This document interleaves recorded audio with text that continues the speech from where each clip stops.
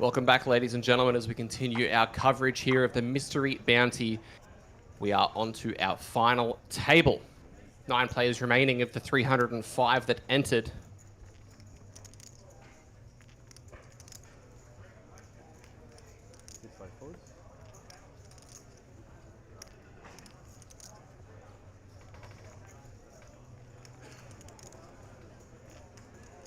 Current chip leader.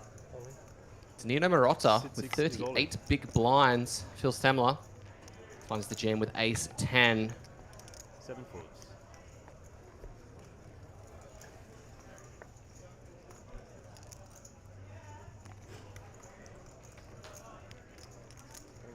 Thanks, James, for letting us know the update. Looks like Liam has pocket jacks. Wouldn't be surprised if we see him find a call here. He is going to be at risk, but I still think he's going to have to go with it. 1,220,000. 1,220,000.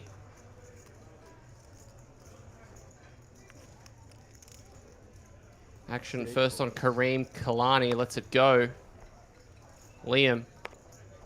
Easy decision. But he is going to take a moment. Sit 9 calls. In it goes. 1 folds. 2 folds.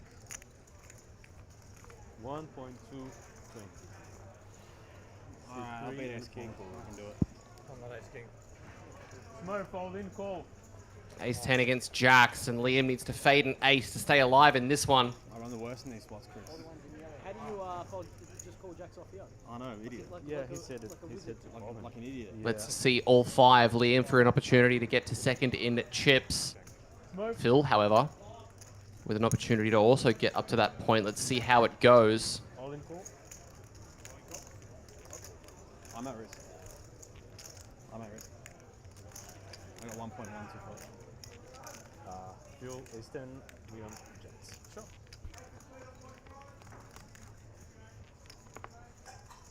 Oh, and there's an ace. I run the worst. Alright, good luck. And we say GG's to Liam J, who eliminated in 9th position. Obviously a little bit disappointed, but he's going to be feeling pretty good about it, given the fact that he pulled the largest bounty.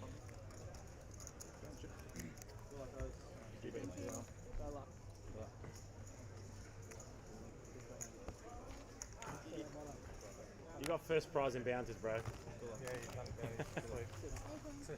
Smash the bounties.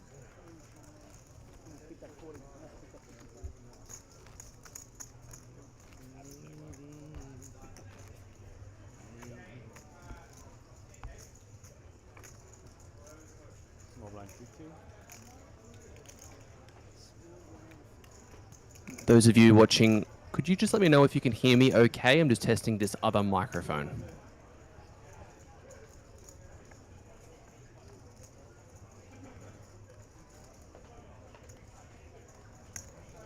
Sit 6 raises 225. That is good news to me. Means we'll be able to actually bring in some guests tonight. Maybe. Sit 7 folds. Yeah, just be careful because it was almost an all-in. Sit 8 folds. Thank you guys, really appreciate that. Phil gonna raise up the 8s. 2 folds. Action folding around towards the blinds. 4 folds. Anya, oh, wakes up with 7s. She's only got 7 bigs, so don't think she's going to be doing any folding here. It's just a matter of whether or not she zips it in.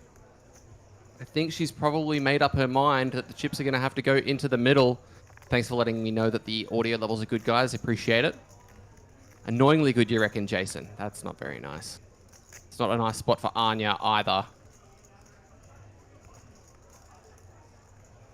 Quick smirk. Only 24% to win this hand. Phil has her in rough shape. 5 is all in. All in's the request, and I don't think Phil is going to be folding. All in and a call. And the call is made. Anya's going to have to locate a 7 if she wants to stay alive. Good luck. Diamonds are covered as well. Let's see the run out. No help yet. Backpack equity engaged. Will it help? A 6 or a 7 now. River card. Oh my goodness. Hello there. 7 of hearts. Sit back down, madam. To the kids. Anya Azimai's time in this event is not at a conclusion as of yet. 700,000. 700k takes her back up over 1.5 million. Yeah, 100 more.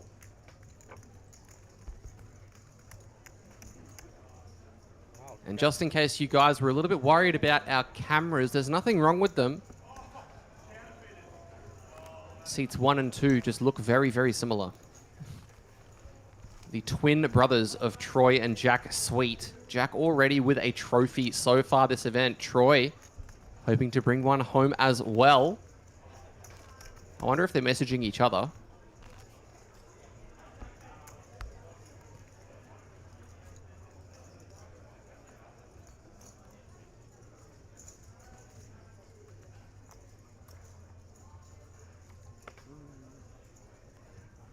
$100.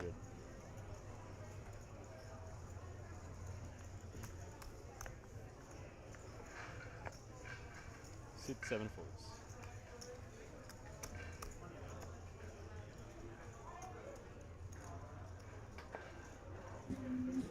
Promise it was a random table draw. They didn't select the seats next to each other.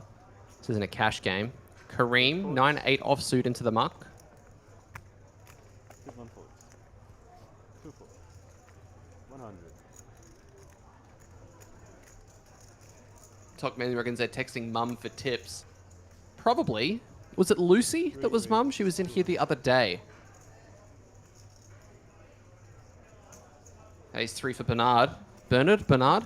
I'll get it right one day. Gonna find a raise from the cutoff to 200,000. Anya King Jack does cover Bernard, so could consider finding a rip covering here. Phil with the Queen 5 of diamonds won't be involved. Damien Dendy asking, has the action been any sick hands just got here? Well, we've had 2 hands played so far. In the first one, Liam J, who lost jacks against ace 10. And the next one, Anya riveted a set of 7s against pocket 8s. So I guess you could say there's been some sick action, and maybe it's going to continue here. Anya weighing the options up with the King Jack offsuit, does cover Bernard, and there is a 7k bounty still in play. Will she take the aggressive line here? 5 folds. No, passes up on it. Mitch Webster says, let's go sweets, we're seeing double. Heads up. Phil flicks in the defend. King and a couple of 10s. 2 hearts, 1 diamond. 6 checks.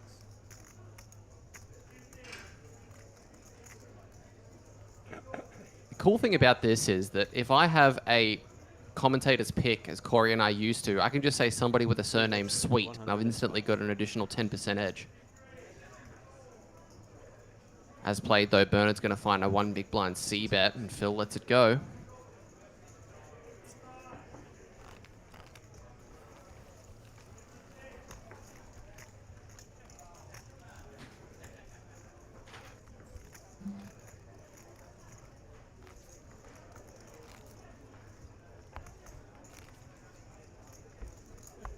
How much is the blue chip? 500. So we have a new chip brought in as well, worth 500k, I believe.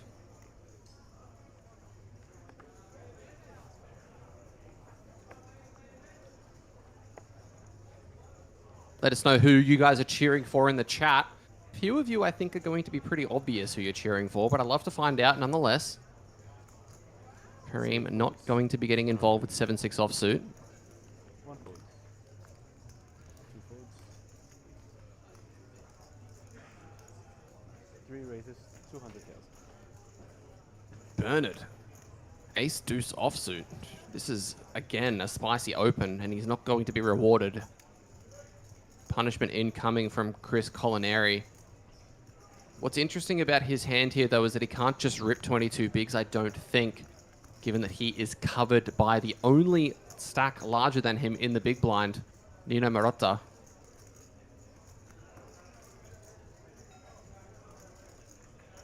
Bailey Olsen reckons the brothers are getting heads up. It would be one way to have a birthday for the brothers to get heads up, as it is their birthday today as well. What is Chris going to do here? Hit 4 is all in. Does just elect to jam. King Queen suited for Phil in the small blind. Couple of pretty big hands actually in the blinds that are both going to have to be folded. Dean Stacey's going for Phil. Hope you're doing well, Dean.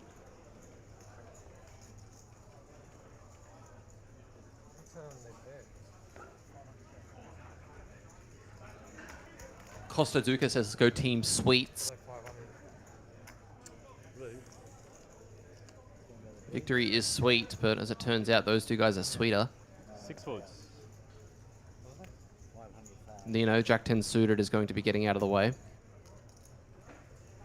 It's like no matter how kind you think you are, German children will always be kinder.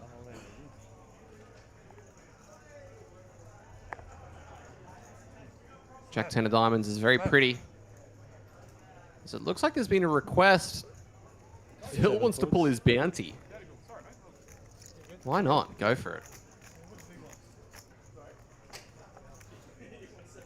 Sweet squared.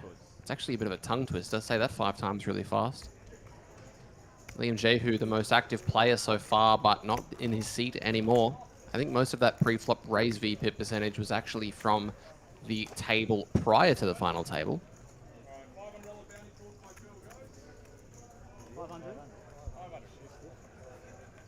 Small and big, please. They all go on to 500. Oh, there's 2 more.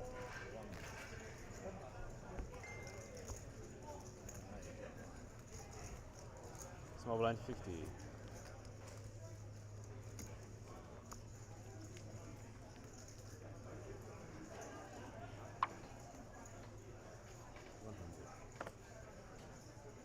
Probably only deserve 500 as a bit of a suck out. Troy, King 10 suited. He's in a very peculiar position given that he's actually sitting 4th in chips. 1 raises 200. Looks like he's still going to take this hand as a raise, however. He really can't afford to bust out before Bernard, Anya, or Phil, 200. as the difference in payouts between them and him is around $8,000. The equivalent of 8 buy-ins. Over to Nino in the small blind. Excuse me, Phil on the button. Nino, now if Nino was playing as a chip leader, he would rip this, recognizing that neither Troy nor Kareem can afford to bust out prior. Instead, looks like he's just going to call.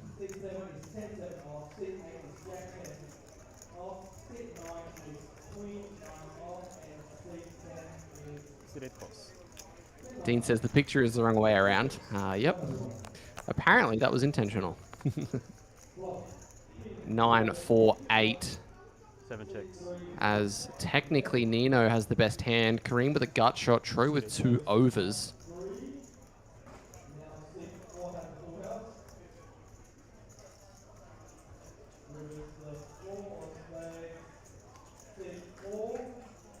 One checks.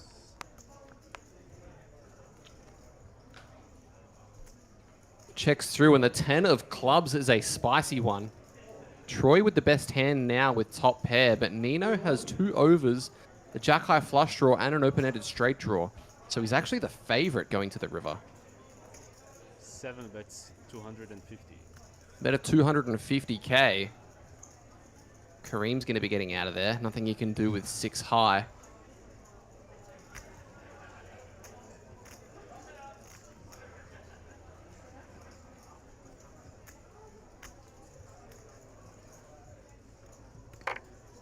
I don't think, anyway. 8 folds. Yeah, he does eventually fold. And now what is Troy going to be doing?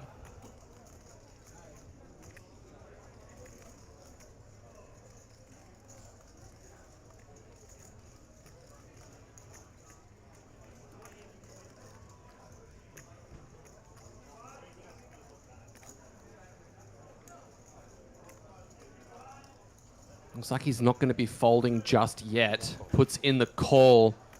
To a river card we go, and there's 1.2 million out there. Troy with less than a pot size bet behind. And the river is about as bad as it possibly gets. The ace of clubs giving Nino Marotta the check mark. He's going to check it over, setting a trap. Check back from Troy, and he's ready to fold and sees the bad news.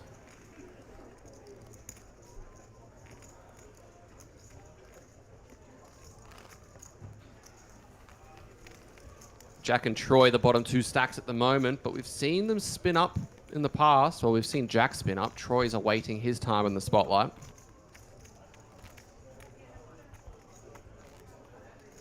James Daly says 7, Queen, Jack, or Ace for Nino, and also any club. So he had that turned flush draw as well.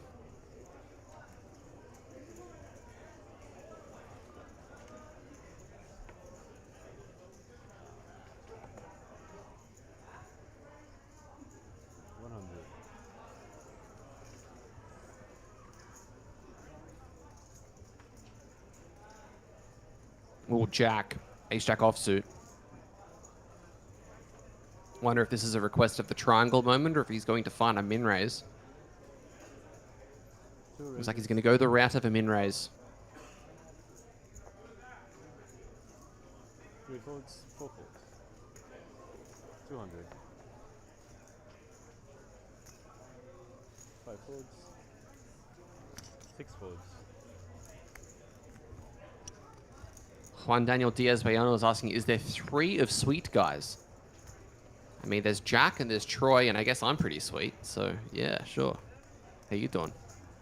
Nino with deuces on the button, not going to be good enough to call. Kareem's King Jack is obviously going to be pretty worried about this under the gun opening range from Jack.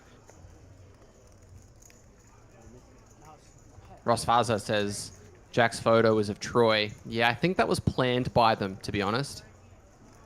I heard that there was a sneaking chance that they actually wanted their photos to be the wrong way around, but I'm awaiting confirmation.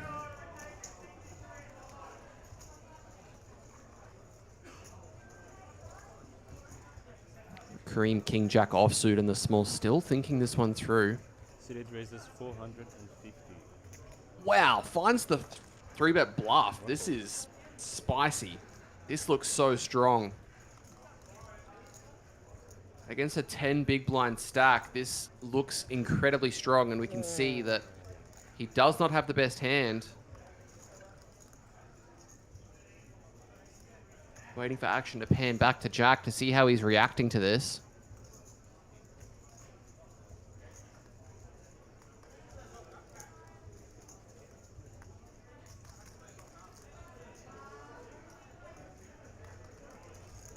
Suit 2 folds. And wow, the fold is made, and Kareem gets away with one there.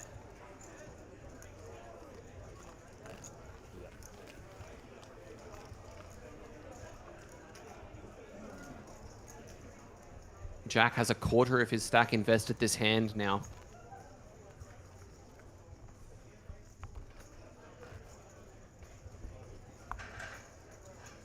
Trust the guy in the Triton jacket to find the 10 big blind 3-bet bluff, small blind big gun. Partial's asking, is it delay half an hour? It is 20 minutes. So yeah, 20 minutes just so that the delay doesn't catch up with any hands in progress, which is no match for Amador, but we'll try our best. 200. Bernard opening King Queen, but Chris wakes up with Jacks. I wonder whether or not he's going to find a flat here to try and induce a jam from Jack in the big blind. Suit 4 raises 500,000. Nope, just raises straight away. 5 folds. 500. Suit 6 folds. 500.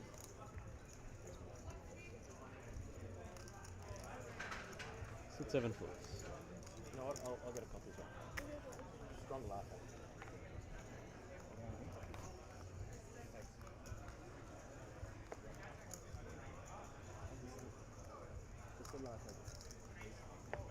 Looks like action's going to fold around to Kareem. 500 is the bet. Chris finding this 3-bet to 500, Kareem. Nice hand in blackjack. Don't know what he's thinking about here. 8 folds. It's not quite Oscar season. Not sure what the delay's for. Jack with the Queen 8 offsuit's going to relinquish as well, and Bernard has a bit of a chuckle with Chris about this.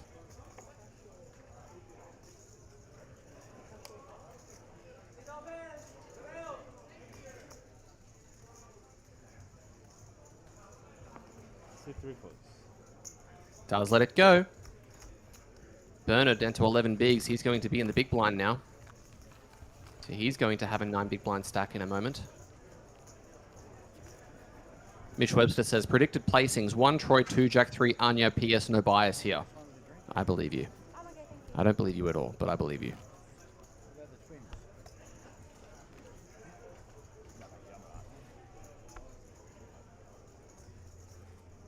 We've got a guest on the way. So in a moment, I'll duck out and I'll go and collect somebody so that they can come and have a chat to you. Any guesses as to who that might be?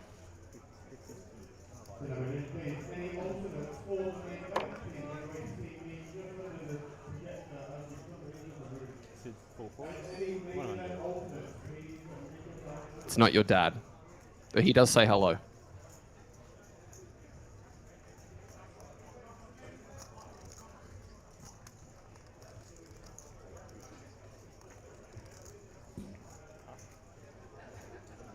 Kangaroo says, if it's not high key, I'm going to be very disappointed. Well, I'm sorry, you're going to be very disappointed. 5 raises, 200. Brett Caldwell says, go the sweet boys, as we see Anya finds a raise up to 200k with ace-10 offsuit. Ooh, Kareem with 7s. James Daly, thanks for the update. Toby Giles busted out of the deep freeze. Oh, no. Sucks to suck, Toby. Phil, there is 5,000. Phil, yes.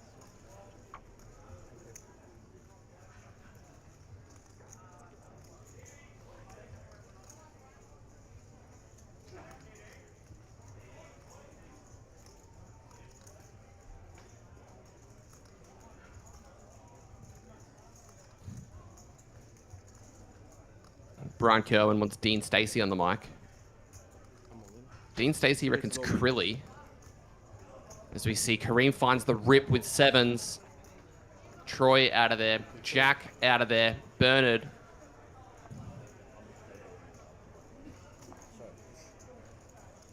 Out of there also. Over to Anya. She is covered by Kareem, so she can't be doing too much calling, especially with how short Troy, Jack, and Bernard all are. So I think we're going to see her find the let go here, but we're just going to have to wait and see if that's going to be right.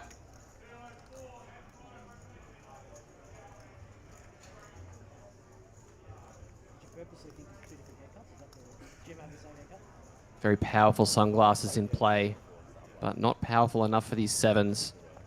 Quick funeral for the ace-10, and down it goes.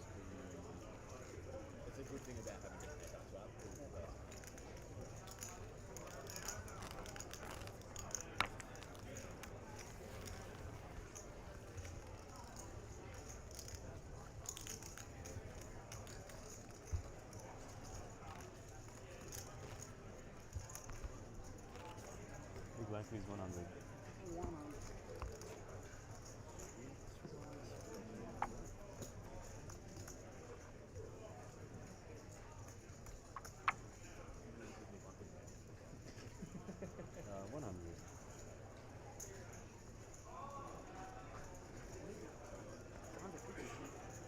No, 100. No, just 100. So 2 more. 5 foots. 6 foots.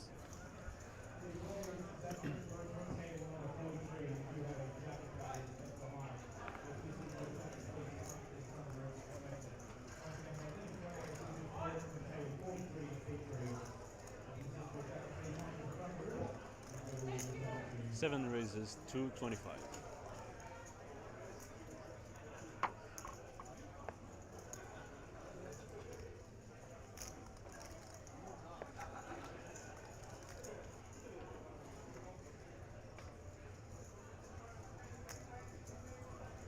Sit 8 folds, 225. 1 fold. 2 folds.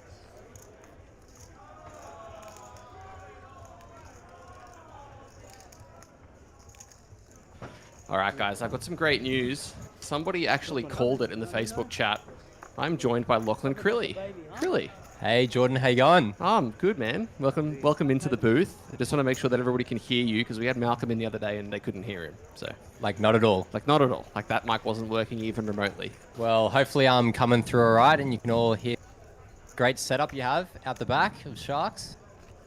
Let us know if you guys can hear Crilly okay. I want to make sure that everything is running smoothly. As we've got 8 players left in this Mystery Bounty FT. Plenty of short stacks. It makes everything a little bit kind of interesting because there's still a 7k bounty in play.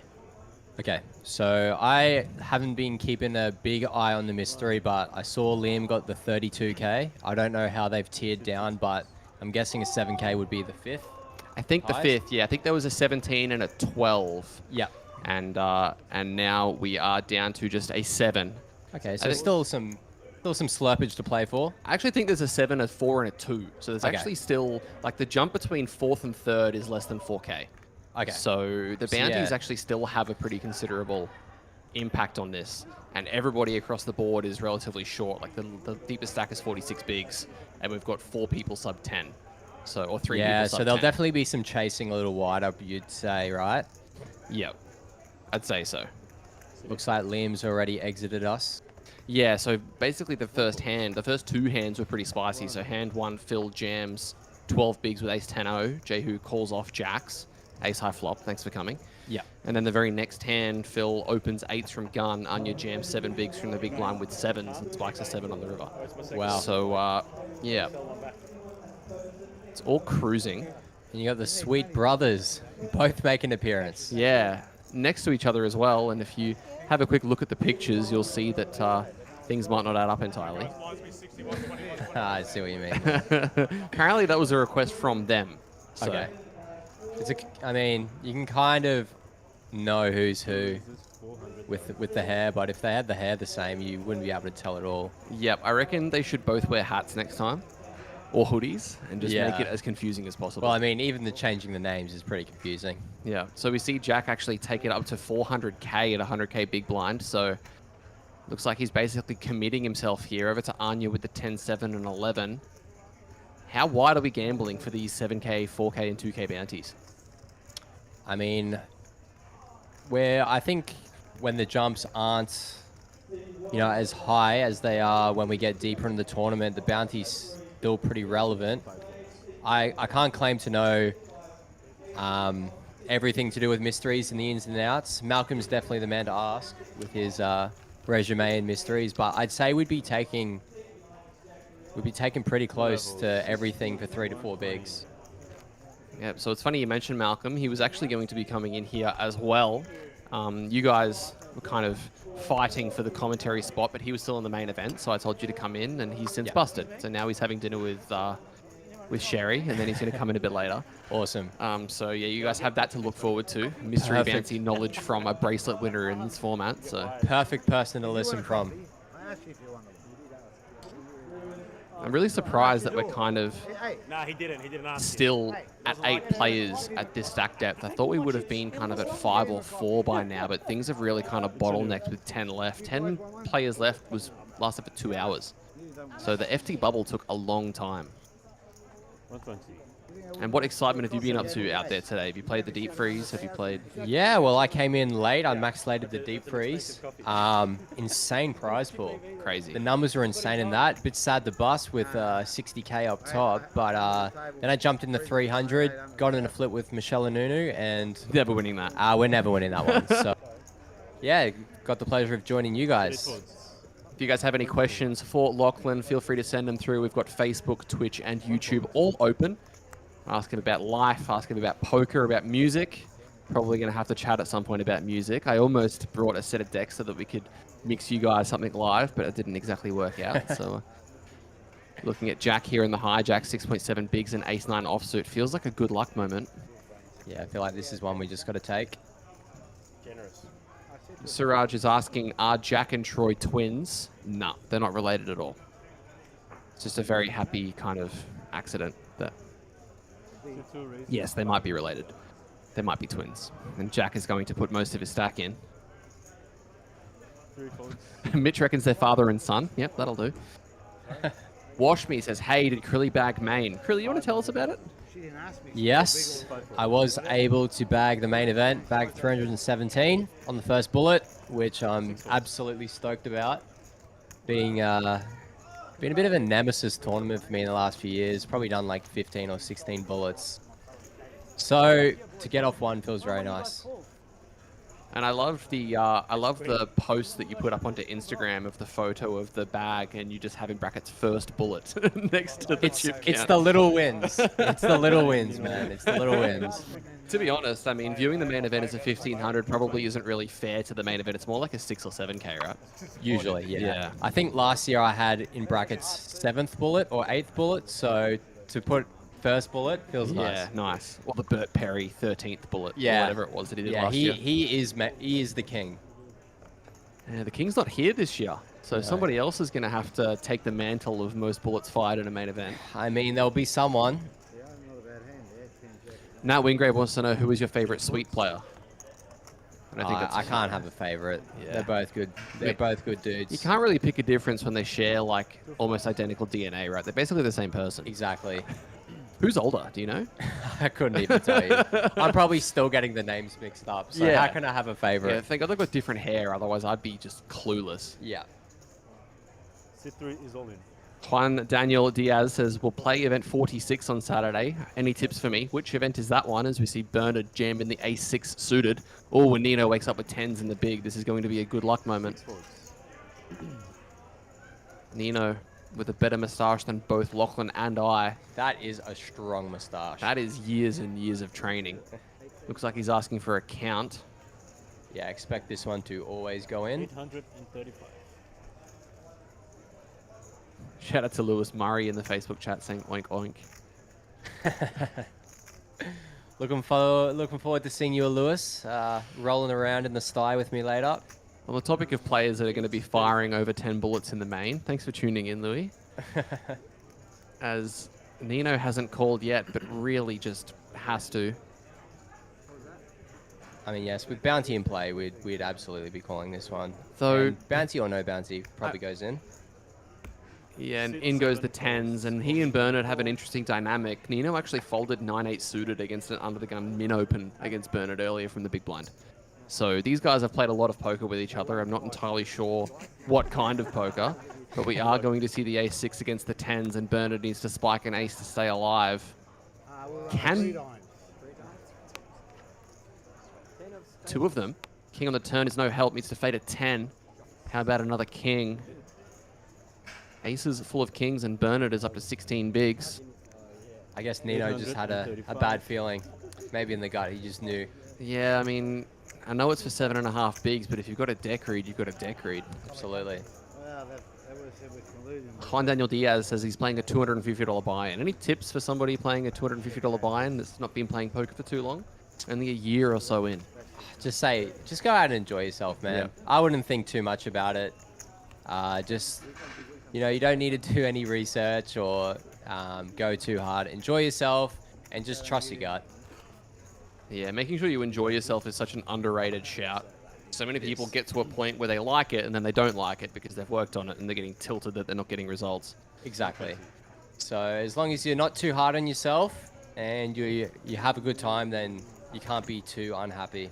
Yeah. Unless your name's Troy McLean, then you're just always unhappy. I Well, I guess. tell you what, Troy was pretty happy yesterday when he knocked me. Took all my chips. So. Hadn't seen him happy all week, but when he beat me in the pot, he was very happy. And I Wow. did lose the hand. At least you've been leading to the happiness of others this trip. Yeah, Really? of course. That's a plus. I did lose the hand. Sad. Yeah, it's not good to lose those ones. No. A relatively loose open, so good to get it through. Azania with the ace-3 offsuit in the cutoff here. Bit wide. Yeah, I like this fold. I need to ask, are you going to be jumping into the 2K PLO tomorrow? Yeah, I think I will be in there. 120.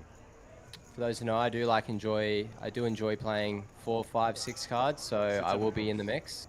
It's always a good event as well. Another person asking in the chat, Rick Hughes, are the two to the right of the dealer related? They look like brothers. So if I direct your attention to the top left of screen, you'll see that they share a very similar surname. And Troy is old. Oh, sorry, Jack is older by about 2 minutes. So yeah, they are twins. Kareem just a check with the ace jack. After Nino limped the small blind. What do we think of this? I think generally ace jack's going to be a hand we're going to be wanting to put chips in the pot BBB at this stack depth. I mean, maybe we don't want to induce with a sort of hand, so maybe all in might be the play, but also BBB, like this is going to be the best hand a lot, so we can induce. So I can lean to all in or, you know, induce, but Kareem's gone with check back. Maybe he has some spidey senses or he's seeing something we don't, so... Do you think the stack sizes of Troy and Jack and Anya, for that note, in the back of his mind, given his third in chips? Yeah, potentially, I'd say so. Generally, if we're a middling stack, we don't want to bust before the shorter stacks. So I'd say Kareem is trying to, play kind of snug and just pick his spots and just basically get the dream flop. Yeah. Nino with middle pair and a backdoor flush draw. Kareem obviously with the best top pair. Nino just 4 outs. Riffling those green chips worth 100k each. Doesn't look too convinced with folding yet. Counts out calling chips. I've seen him make some pretty tight folds though. And down it goes. Quick shout out to Josh Barry saying King Crilly. Yeah, I'd say ace jack is a hand we probably, especially in these dynamics, is maybe we just want to go all in pre. We don't want someone to limp whack with something like 40% or like maybe like deuces or threes that we can fold out and not have to run our equity with the shorter stacks.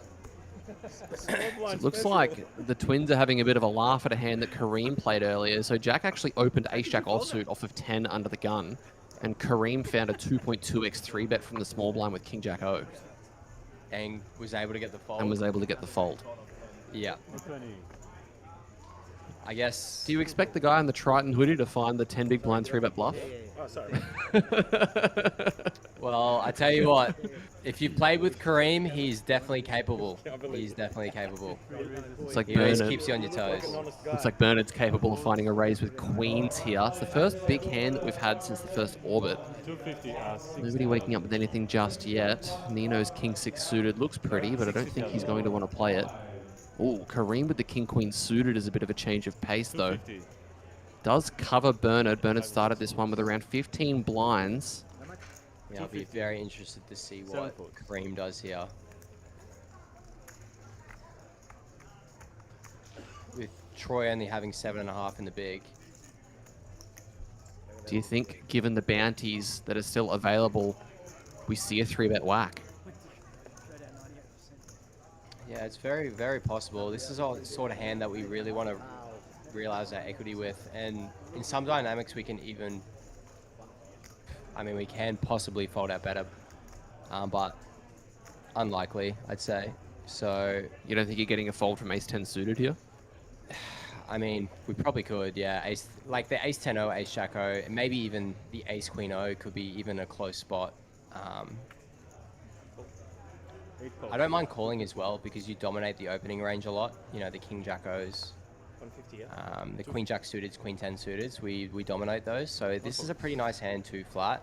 But then also, like you said, with the bounty dynamic, we do want to c5. And we're happy to get it in versus a hand like jacks or 10s or 9s.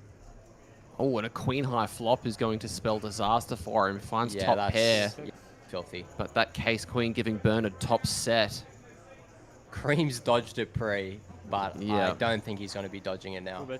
It's going to be a very expensive pot for him. Queen 4-3 rainbow. Just a call. 990k out there. 1.5 million effective behind. The jack of diamonds adding a turn flush draw. Obviously, neither player worried about diamonds. Yeah, I think this is going to get in on the turn very often.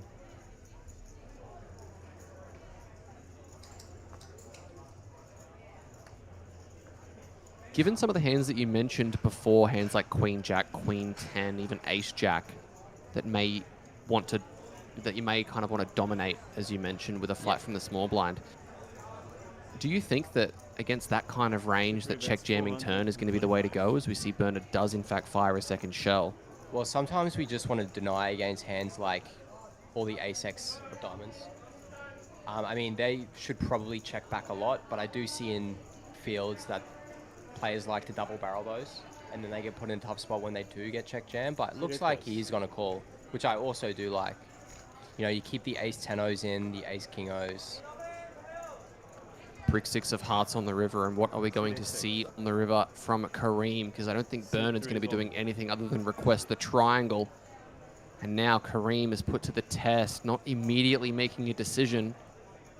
Obviously, there are hands like ace, queen, aces, and kings that are still lingering. Jacks potentially as well. So it's not a super clear call, and Yeah, he's going to ask for a queen count. jack suited, stuff like that. So this, man, if Kareem gets away from this, this would be a pretty nice fold.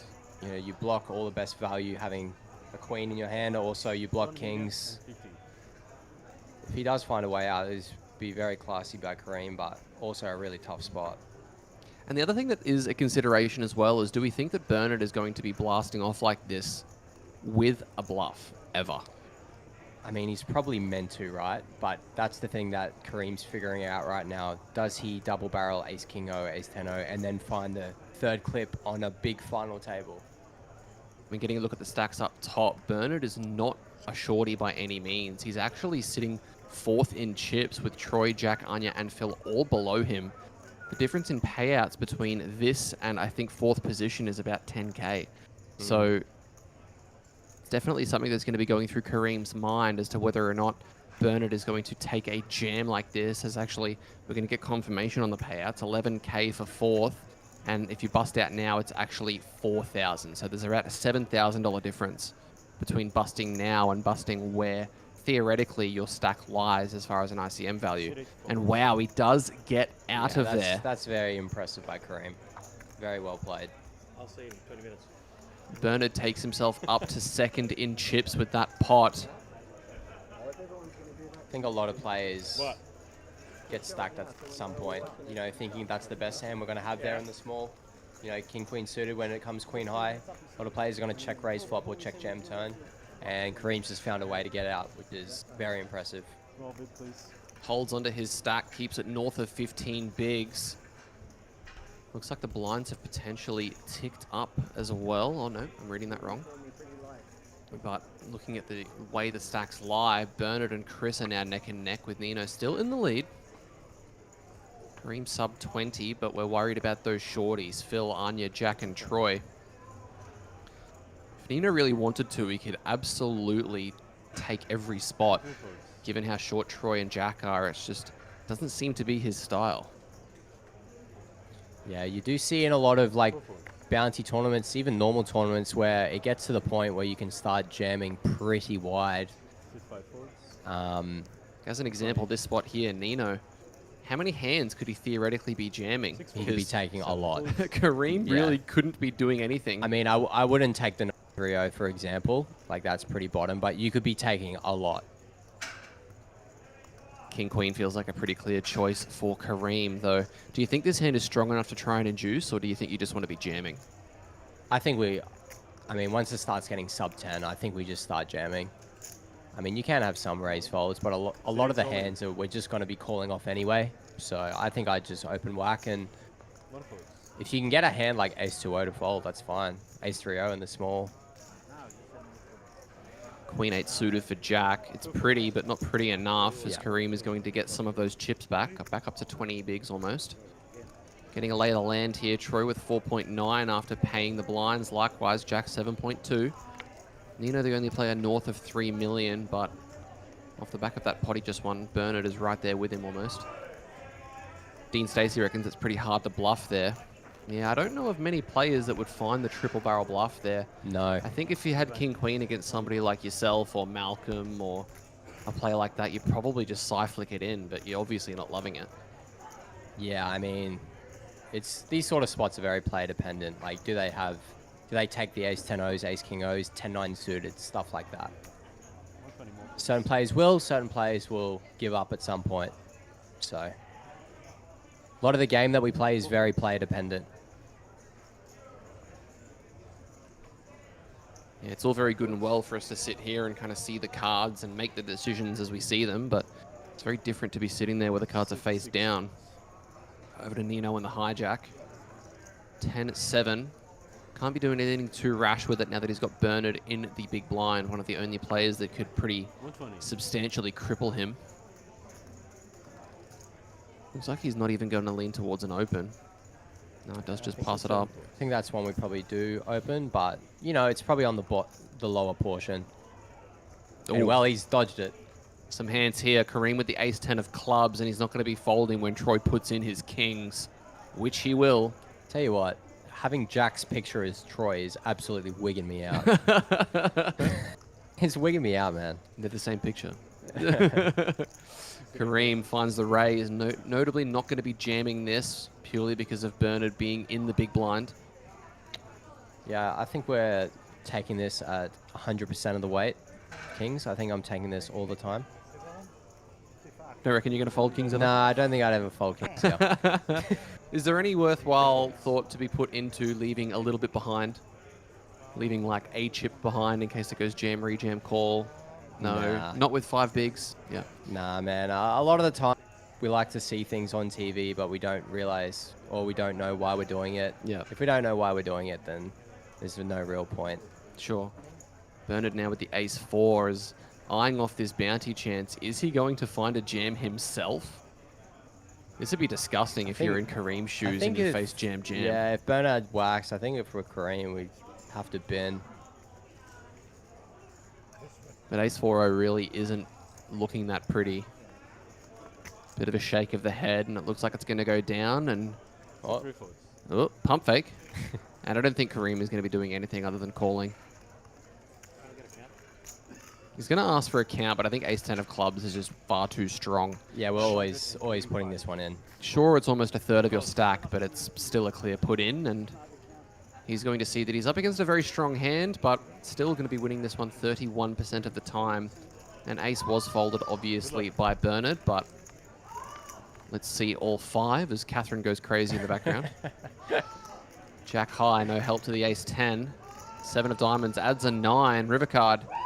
The 3, however, and Troy will find a full double. 585. Praise Catherine. Awesome on the rail. 5 more. Thank you. Yeah, it's funny how, like, it's such a clean spot to call that ace-10 suited. Like, he's definitely meant to have worse, but when we get to these spots, they just never do. Players just never turn up with worse. But he can still, you know, have the suited Broadway, smaller pairs, Well, I'm going to find a fold to see smaller suited ace-X, stuff like that. So, ace-10 suited, clear I call, wasn't even and bounty hunting. I'm like, take it. Troy will find the double. I spike an ace. There you guys hear a bit of this table talk. Yeah, and then I thought, well, I'd rather give it to him than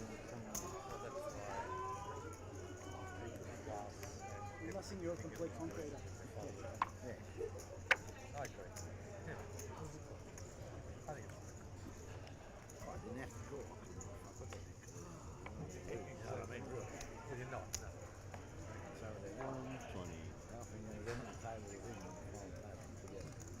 Haven't heard from Malcolm, so we're still in the clear. You just keep talking nonsense. Anya under the gun, 8.7 bigs and queen 10 suited. Again, though, Jack is still lingering with 6.7, so she's going to pass it up. I like this. Before any more action picks up, I need to ask, have you seen the release of the Wildlands lineup? Got I released actually today. haven't. I looked at 120. Josh Baraba sent me the, I think it was Beyond the Lost- Valley? Yeah. Yeah. BTV got released today as well. Yeah. So I was having a look at that lineup, but I haven't seen the Wildlands lineup yet. All right, let me drop some knowledge on you, Sit 8 fours. if I can find it. No, not that one. No, not that one. So the top 3 for Wildlands, if I can find the picture. Nobody waking up with any hands so far. If you don't mind us talking about some music, guys. It's very important stuff. For those who are in the chat watching along, let us know what maybe your favorite genre is. What do you like listening to, either on the tables or maybe driving to a series? Yep. Lachlan and I are definitely both into the EDM scene, so as we see Bernard with the 6-3 offsuit, natural 9. Going to get binned. All right, so here's what we're looking at. We're looking at Dom Dollar. Sounds familiar. Really? Sounds very familiar. For those who are big in the EDM scene, he's crushing it at the moment. I thought you were trolling. I was like, sounds familiar. You don't... No, well aware who Dom Dollar is. You got Addison Rae. Cool. Yeah. Good for her. Kid Cudi, which Yeah. will be pretty sick. And then there's a few other names. We've got Katama, Chris Stussy, Lude, Notion, Sota, Cassian. A few names. Yeah, To be honest, Notion's everybody pretty else- good. Notion to be sick. Yeah, Notion will be very sick. I can't lie, I'm a bit disappointed as an EDM head. There's not many names there that I'm kind of like, yeah, I'll it's go. not. It's not like popping off, but there are definitely some niche sort of artists that have their own sounds that, like, if you do enjoy them, they would be good sets. Some people letting us know some of the people they listen to. Donna is listening to Keith Urban. Keith Urban, strong. Don't think you'll hear Keith Urban at Wildlands. Dean Stacey listening to Eminem. Beachmere rock classics from the 70s. Looks like Jack's got a bit of a classic here. Pocket Jacks. So let's say K-pop all the way, huh? Yeah, Raymond, big fan of K-pop. Juan Daniel Diaz reckons that Lude is sick. I saw Lude back in like 2017. They've been around for a while. Yeah. Really going off in the drum and bass scene, as it looks like Jack is going to put in most of his chips here. This is one of those leave chips behind moments. Enough to be able to get him through the next orbit? Is that what we're looking at? I mean, we're probably never folding this hand, let's be real. Like, from cutoff, even if it goes all in, all in, all in, we're probably still never folding. I don't think. Anya's Queen 4 of diamonds. Yeah, these sort of spots are super uncomfortable because of Anya's stack depth. Maybe if we're off about maybe 10 or 11, we start thinking about it, but when it's such a large amount of your stack, these spots are very uncomfortable. Catching up with a few people's music preference. Connor Spinks can't go past Motorhead. Interesting take. Fair enough. Jack and Troy heads up is the dream from Jermaine. I'm sure they've probably had a dream about it at some point. I see Kedema in there. Big fan of Kedema. Sounds like you're missing half a word, but at certain music festivals anyway. Yeah. Yeah. Don't know what you're talking about, bro. Yeah, no. It's for horses. Over to Kareem. Or actually, maybe it's on Nino. Or King. Queen offsuit. Looks like he wants to get involved. Takes it up to 250. Didn't they do something last year? Was it at APL where people had their headphones on and they were videoing and they were trying to figure out what they were listening to? Yeah, absolutely. That happened last year. Yeah, that was pretty sick. Probably going to have to do it again this year. Yeah. I asked people what their final table walkout music would be, and that got some good answers. Do you have a pick as to what your kind of walkout song would be? I don't know. Maybe I'd do something like mainstream, like everyone knows. Yeah. Maybe, I don't know, like Back in Black would be strong to walk out to by Yeah, AC/DC. that'd be good. Yeah. Couple of hands here. Bernard folding ace-6. Chris with 3s on the button, and Anya wakes up with ace-king. Wow. Yeah, I think as much as we want to see a flop with 3s, I think this is a pretty clear pitch, which is a good fold by Chris. And yeah, pretty nice to pick up ace-king when we're shallow, right? Yeah, Phil also waking up with 9s. Wow, this could definitely go all in call. I'll be honest. Nino's at a depth where he can definitely just call off with the bounty overlay to knock out 2 players. He's been very snug. Do you think he goes for it? Personally, from what we've seen, I think he might fold, but I think this is a spot that we just probably have to take. 6 is all in. The rejam comes out. Nino with a bit of a shrug. Because now that we're up against 2 ranges, yes, we might be crushed by 1, but with the bounty overlay, maybe this is a spot we just take. We'll remind you guys that there is still a 7,000 and a 4,000 bounty up for grabs. I thought there was a 2,000, but that was actually grabbed by Troy on the final table as we began. 1.5. So yeah, he's got to put in 875 to win 3.1 mil. And then when you add I mean, I can't do the math now, but I'm sure if you start adding what's left in the bounty pool, it starts getting very close. Let's get Scott Steiner in here to do the math for us. There's a 33 and a third chance Like he a hill folds. pass. He does let it go, and Anya, Which is actually not in the best shape given the folded cards. No. 40%. Phil with a chance to get another bounty. Hang on, let me stand up. Stand-up equity utilized by both players. Backpack equity not in play yet. Let's see what happens. Yeah, Phil trying to cancel out Anya's stand-up equity by standing up himself. Pretty strong. Less outs with the 9 of diamonds.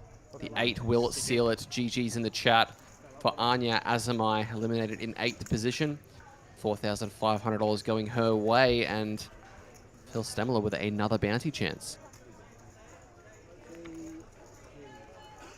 Have you played a mystery before, Jordan? So I was chatting to somebody earlier about this. I've played 5 mysteries and I've never had a chance to Never pull had one. a pull? No, never once. I played the mystery at the WSOP in 2022. Yes. I grinded for 12 hours on day 1, made the money, busted about 5 minutes after I made the money, and profited $84. It's just the worst tournament. I hated it. I hated every minute of it.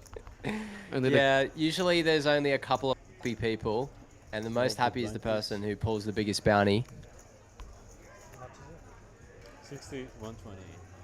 yeah, I'm sure we're going to hear all about that happiness from the mystery bounty specialist, Malcolm Trainer, when he walks in. Last year, obviously, winning the bracelet in the $1 million bounty event. This year, winning 100K in that event. You were 120. And then turning to the Aria and winning a 1K mystery there. Yeah, I tell you what, you could say he is a specialist. He really is. Yeah. He was copping some heat from some randoms I saw in the millions, because I'm pretty sure he pulled something like 18 min bounties the year he won. So he did it the hard way. Yeah. And they were asking, oh, what's his tactic? And you just see on the screen, it's Malcolm Trainer, Malcolm Trainer, Malcolm Trainer, Malcolm Trainer, Malcolm Trainer. And he was staggering them so he'd have 4 or 5 pulls in a row. And they were laughing because he kept getting min bounties. Yeah. And they're like, maybe he has to change up his tactics next year. Yeah, and then he wins the bracelet and says, hey, screw you guys. Yeah, exactly. The tactic worked. 6s for Chris. Let's see what the tactic's going to be for him here. 50. Obviously not going to be doing much just straight jamming, given Nino is still covering him, but the stacks have started to level out a little bit. Nino with 26 bigs is almost even with Chris now. Especially that he's just paying the big blind, and actually Chris is going to overtake the chip lead with that pot. I think I get 7,000. Yeah, it feels nice to just raise and take with the 6s there. If we face any resistance, we nearly just have to muck. Damien Dendy up to speed with things, saying technically to be Bron Breaker doing the math now. You a wrestling fan ever, Lachlan? Good fold. Not really. It was kind of banished in our household, Yeah, so we fair didn't really enough. watch it much growing up. See, I was a swimmer when I was a kid, and so I would do swimming training Monday morning, Monday afternoon, all the way every day to the end of the week, right? Yeah. But my one respite was I'd go swimming on Saturday morning from 7 until 9. Yeah. And then I'd get home and we had Foxtel and we'd watch Animation Domination, which was the Simpsons from like 10 all until in, midday. Yeah. And then WWE from midday until 2 o'clock. Yeah. And that was That was your kind of- Saturday. That was my Saturday. So I was allowed to watch wrestling. Yeah. So So they were the 2 shows that weren't allowed. really, Yeah, the wrestling and the Simpsons. have yeah. you had a chance to watch The Simpsons? I've watched a little bit, so I kind of know what's going on. I've seen a few. Same with wrestling. Like, I used to Yeah. watch a little bit when there were, big fights, whatever. So Right, I kind of know who's who, but I don't know the ins and outs of both. Right, okay. Yeah. Half of the references I make are probably Simpsons references, I'll be honest. Okay. It's, yeah. So Seasons- anything niche, then yeah, you're just Yeah. gonna lose me. Yeah, movie references, Simpsons references, that's my bag. 325. Connor's asking them we're adding Kurt Angle to the mix. Well, he knows that he can't beat. Anyway, Damien says, we're both 90s kids then. Yeah, I'm a 90s kid. Are you you're 90s kid? Yeah, still? 97. Oh, 97, okay. So scrape in there. Right, well, I'm barely a 96 kid, so I'm December 96. Yeah, I'm November 97. Oh, okay. So we're both late bloomers. Yeah. Bernard raising the ace-5 as... I'm not sure if the blinds have ticked up or whether or not this is just a very large size. So it looks like it actually may have gone up to 8160. I'm just waiting for confirmation of that as the fold is made from Kareem, not going to stick around with the ace-8 offsuit. We go way back to day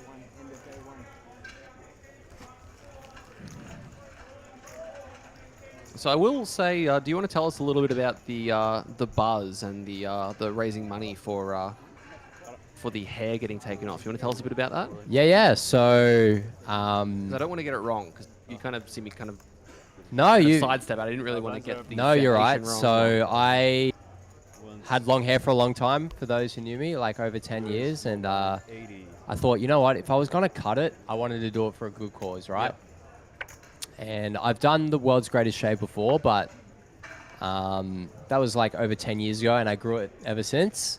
160. And so, yeah, I decided to raise money for the Leukemia Foundation, so World's Greatest Shave, which is blood cancer. 3 raises 300. One of those things that we've all had people affected by cancer in some way, a family member, a friend. 325. Some, with blood cancer, some without.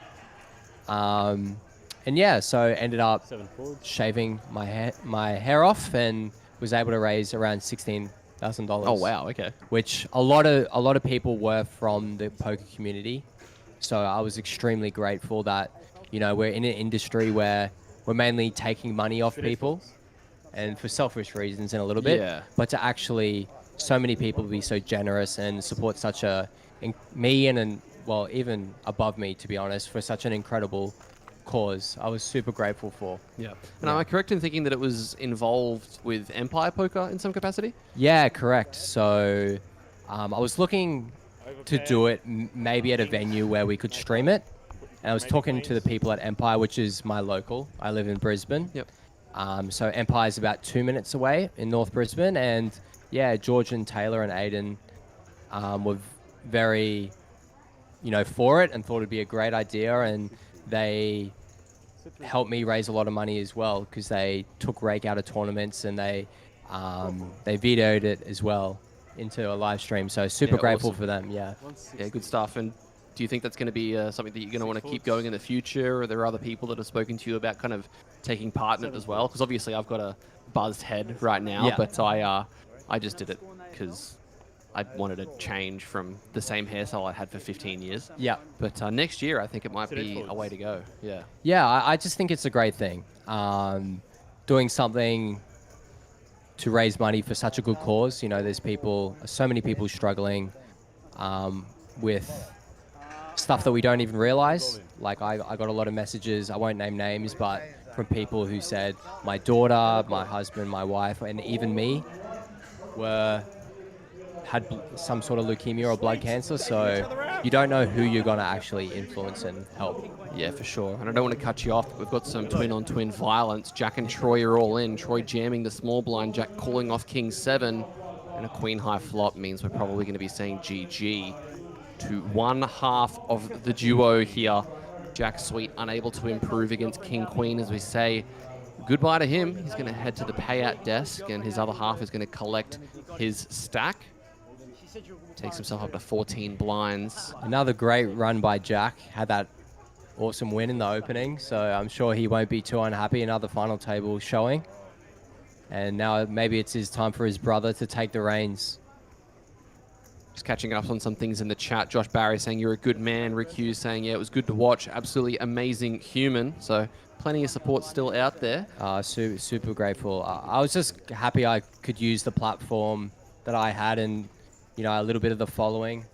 I've always made sure I've tried to be genuine and friends with a lot of people in the poker community. So I was super glad I could use that platform to raise money for such a good cause. On the left. Of course I did. And I know we're only a part of the way through the APL Million, but what's kind of next for you, poker-wise? You've been to the WSOP this year. You obviously had a couple of weeks to kind of reset and get ready for this one. Is there anything else towards the end of the year that you're eyeing off? Yeah, I mean, we kind of go wherever the wind takes us, wherever the tournaments are, but I'd say the next one will be WPT Australia in Sydney. And then I'm guessing there'll be a Townsville series around. Townsville's kind of, we've had a lot of people talking about it in the chat. It's kind of it's like a holiday series, right? Yeah. So for me, that's kind of like, okay, can kick back, relax a bit, play some cards. Yeah. A couple of few serious days, but a couple of few days just to relax. So always put that one in the calendar. See, And then- I'm a big supporter of the cocktail menu Hyper Turbo. at Yeah. the Ville. Yeah. I tell you what, some cocktails have been down just Oh, at the Ville. Yeah. Absolutely. I remember the first time I went to Townsville, as we see Bernard getting a walk there with the A7 offsuit. Probably would have been calling off Blind v Blind, but, against the GM from Troy, but not to be. The first time I was there and the first time I kind of got into commentary, I say that the way that I got into commentary was by way of Vodka Sunrise, because it got to the final day of the series and the main event was in progress, and we managed to actually drink the Ville out of orange juice. Yeah, that's Drinking unbelievable. Vodka Sunrises. I think they've adjusted for us now because we haven't been able to do it since. So they just lock in, all right, there's a series in February, there's a series in October, we've got to stock up the OJ. Yep, absolutely. As I'm actually going to be stepping out for a moment, I'll let you take things for a second because it sounds like we've got another member of the crew that's wanting to come in and potentially have a chat. So I'll go Beautiful. for a quick walk, I'll leave you to it, and I'll go and see if I can pick one more person up for 6 us. foot. Awesome, thank you, Jordan. 160. 7 foot. So you guys are all stuck with me now. Let's take a deep dive into the action. Let's pick it up. Kareem with the A6L on the hijack off 8.6.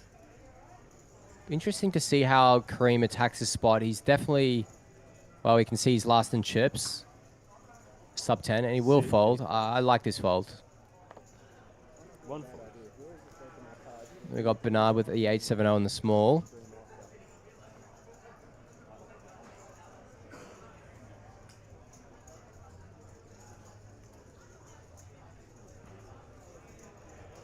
Looks like he's going to complete. 3 calls.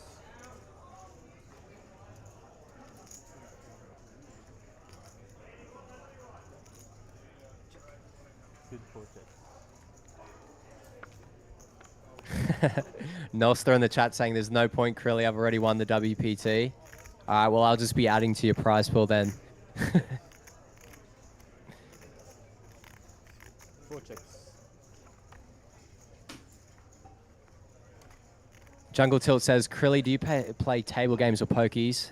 Very rarely. Very rarely. If you see me there, you've caught me on a maybe on a bad day, but very rarely.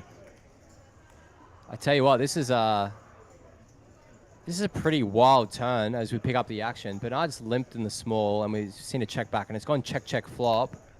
Sit 4 raises 500 tails. Geez, I feel like the chips might always be going in here, sub 20 BVB. Bernard's going to double check if he's got a 7. He's going to look at the good news, but it's actually bad news. What have I tuned into? Hello, everyone. It's Malcolm here. Well, we're going to welcome Malcolm in with me in the studio. Welcome, Malcolm. Hello, hello. It looks like I've come at a crazy time. Just the trips into straight run. It's not looking good for Bernard here. He's going to need some help. Yeah, I think this is going to be a very tricky one to navigate if you're on Bernard's team. You're going to be hoping he fills up here on the river, or we might be saying goodbye.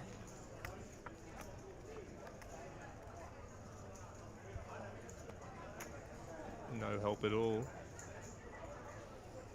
3 checks. I assume it will be interesting to see what bet size he goes for here. Does he go greedy with the jam? What do you think, Krilly? Might be one where you just got to know your customer. True. I mean, we do see that he unblocks all the pairs, and the most obvious draw has missed. So, yeah, maybe it's one that we just absolutely send it, unblocking the 7, and just hope he calls. I'm happy with any sort of sizing here, to be honest. 1 million. Okay, it looks like relatively tame, sort of half pot size. Yeah, oh, it's like 2/3. Like Okay. that 2/3. Yeah, I'm fine with that. Yeah. Kind of guaranteeing a call from a 7, I guess. Yeah. Very hard for a 7 to get away here. Yeah, Bernard finds a fold here. I'll be shocked. Because the trouble is, Chris could also have a 7 as well, right? He could also be chopping here sometimes. Exactly. You know, it's BVB, limp pot. Chris can have all the offsuit 7x inferior, so... It does feel like a board that's quite hard to bluff. Most things get there unless it's like a low spade sort of combo. Yeah, and we looked at it's gone check, check, flop, and then raise turn. Yeah, So- that's a pretty strong line. Yeah.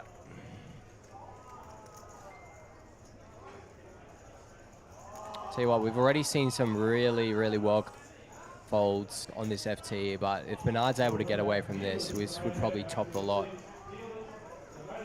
Always grabbing the cards.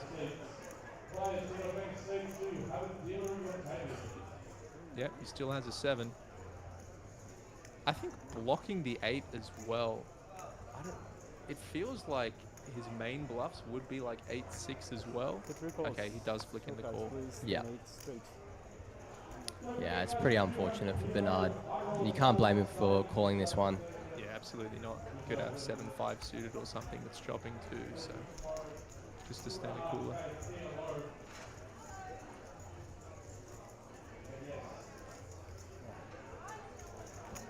Sweet. Sounds like we're going to have a 3-way call.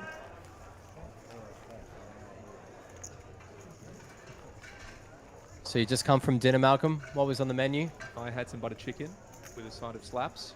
Getting them, getting all my chips back Sherry on. had I'll get anything. I'll give them back to you. just a chicken schnitty actually. Shiniti with a side of slaps as With a side of slaps. Yeah, of course. Actually, that was probably the main call. Schnitty. Yeah, it was Goes around the merry-go-round. for sure.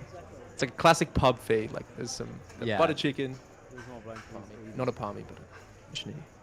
Potato. Onion, 160. It's a shame I didn't get to see both the sweets play together. Just coming in as he busts. 7 folds. Yeah, you just missed out. It was sweet on sweet violence Was it? to finish off Jack. No Yeah. way one of the sweets busted out the other. Yeah, BVB, Jack jammed the King 7-0 and was snapped by Troy with the Queen 0. Mhm. And it was flop basically dead. Dang. But like we were saying, Jack's had a pretty good start to the week, so hopefully his brother can hold the fort and add to the sweet domination this week. Yeah, it's been crazy. First in the opening. And they're relatively new on the scene, it feels like. I haven't seen them around. No, but Maybe that's because I'm from Sydney, but... well, I'm pretty sure they're from Sydney as well. Oh, really? Yeah. Okay. 300 So that's not an excuse. yeah. for folds. No, but you are right. They have been doing extremely well. I've seen their faces popping up on a lot of posts, so they're clearly doing something right, which is good. And they're both really good lads as well. I've had a couple of chats to them. Very genuine boys. They seem like it. And they play very well, too, from what I've seen. Oh, Bernard getting a little bit loosey-goosey here. A little bit cheeky. Opening the King 4 off on the button. I quite like this. It depends on how he perceives Phil to play. If he thinks Phil's quite passive, then he could get away with this sort of thing. It always depends on Phil's mood. Phil, he's a Okay. Brisbane- Yeah. Sometimes, you know, he can be a bit passive, and other times he can absolutely send it. And Okay. Bernard's found Phil in a mood where he feels like folding in this spot. Yeah. Very cheeky. I love the aggressive play. So yeah, if you're getting ace 5-0 to fold, yeah. Yeah, crazy getting an ace to fold. Yeah. So if he's getting an ace to fold, he's getting, 80% of hands to fold most likely. Good on him. So Jordan and I were talking about some of the success you've had, Malcolm, in mystery bounties. Yeah. Recently. So obviously last year you won the bracelet, which was incredible, and then you backed it up with another deep run in the same event. Yeah, And then 28. the win at Aria as well. That was nice. That was the cherry on top. Is there something, I'm sure there's people in the chat that want to know, is there something about mysteries that just you enjoy and you feel like you've got some sort of edge in?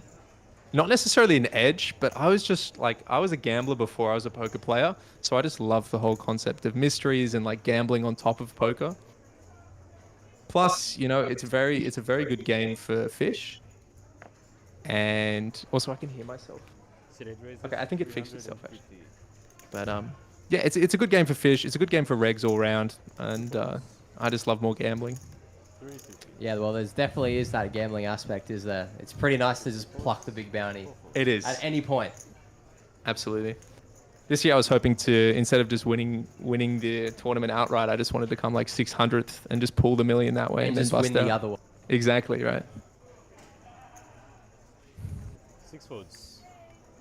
So he does decide to open the kings here. Another very sussy open off a very short stack. This time he actually does have the goods. Kareem actually busted me out, so it's cool to see him go this deep. My chips are getting put to good use. Your big blind just kept your ante. Yeah, Kareem can be very, very tricky customer at times. He likes to get in the mixer. He likes to battle. Yeah, yeah. He's played very well this FT so far. Beautiful. I hope to see it, more of it. Looks like there's a lot of love in the chat for Malcolm and his new content, for those who haven't seen, on his Instagram. All the pokies love. Oh, yeah? See some chat? Yeah. Okay, okay. Thanks, guys. Thanks, Curly. 2 folds. Yep, Nolster says, book me in for another guest appearance on the Pokey channel. I'm there on Monday. Oh my god, it's Noel. Hi, Noel. Hell yeah. When you're here in Southport, we'll definitely go head to the other room. Jungle Tilt says, playing pokies during breaks is good for the bankroll, right? Yeah, when it's me playing them, yes. Let me play them so you don't have to, and then you can just watch the content from the comfort of your Opening armchair. up the action. Phil's got the Jack 10 of hearts on the button for 11. Mm-hmm. I feel like this is maybe a hand we're going to see him put in. So he's going to come in with a raise. 350. It'll be interesting to see how Nino plays with pocket deuces small. I was just about to think that. Is that a call coming in? Maybe that's him posting his small blind. Oh, okay. 80,000. Yeah, it looks like he's just posting his small. A lot of these cheeky raises off 11 here. Yeah. 350.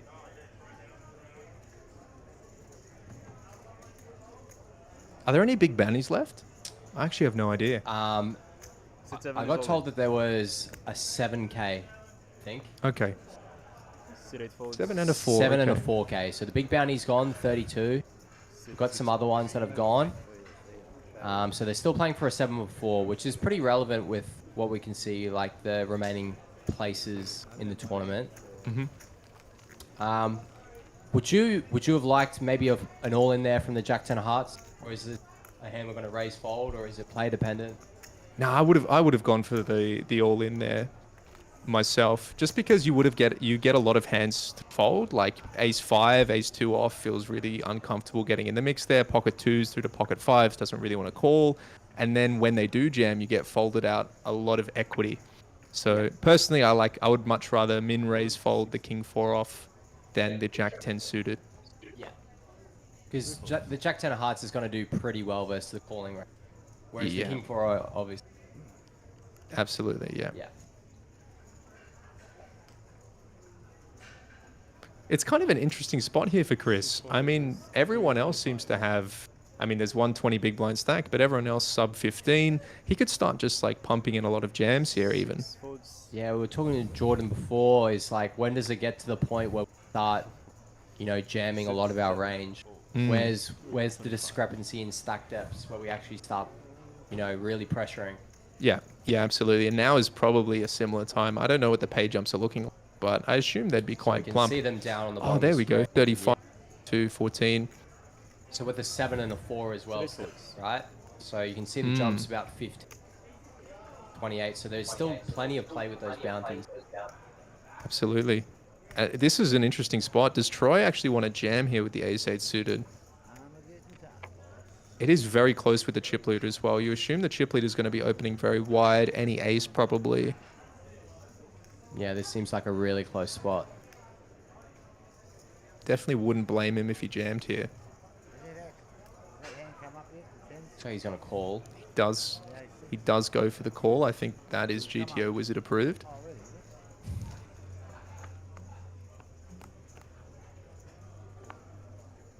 Ooh, the 2 diamond flop. I think Troy's going to like his chances winning this pot.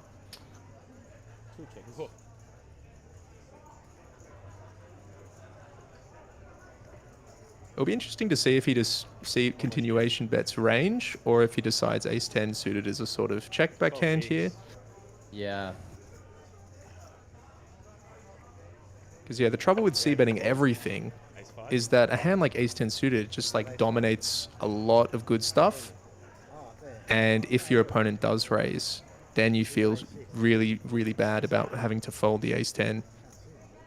Yeah, because we can still have the best hand a lot, and folding it and feels pretty uncomfortable. Absolutely. As you can see that if Troy jams now, ace 10's in the blender, but has the best hand. Yeah, getting blown off by hands like, 5 suited, 5-3 suited, 6-8, Any diamonds, yeah. Well, Absolutely. even if he does have like a 4-5 suited or something like that, like ace 10 play right on later street.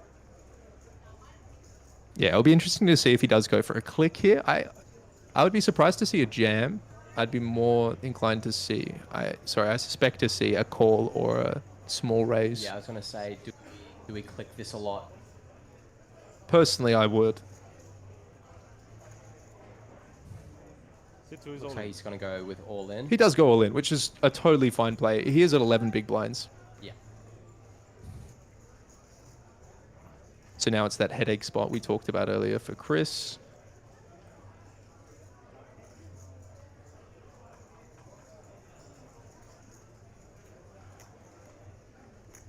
It's relatively hard for Troy to have too many pairs, unless it's the suited pair or like 7-6. Because I doubt he's calling too many offsuit hands here in the big.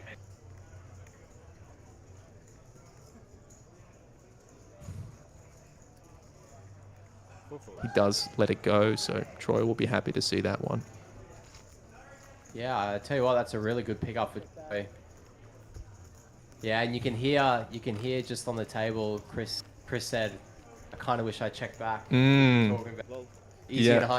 Almost like you can hear the commentary. Yeah. Yeah. Yeah, but when the blinds are this shallow, you saw he had like 11 big blinds on the flop, and now he's at 18. Yeah, such a huge pickup. Huge swing. Absolutely. In these hyper turbo sort of formats, it just takes a little bit of momentum, or one of the short stacks getting a double, and then suddenly they become the chip leader and they start putting pressure on. And it's kind of why I love it. That's another thing I love about mystery bounties, is it's just like, especially the hyper turbo mystery bounties, it's just so degenerate in the best kind of way.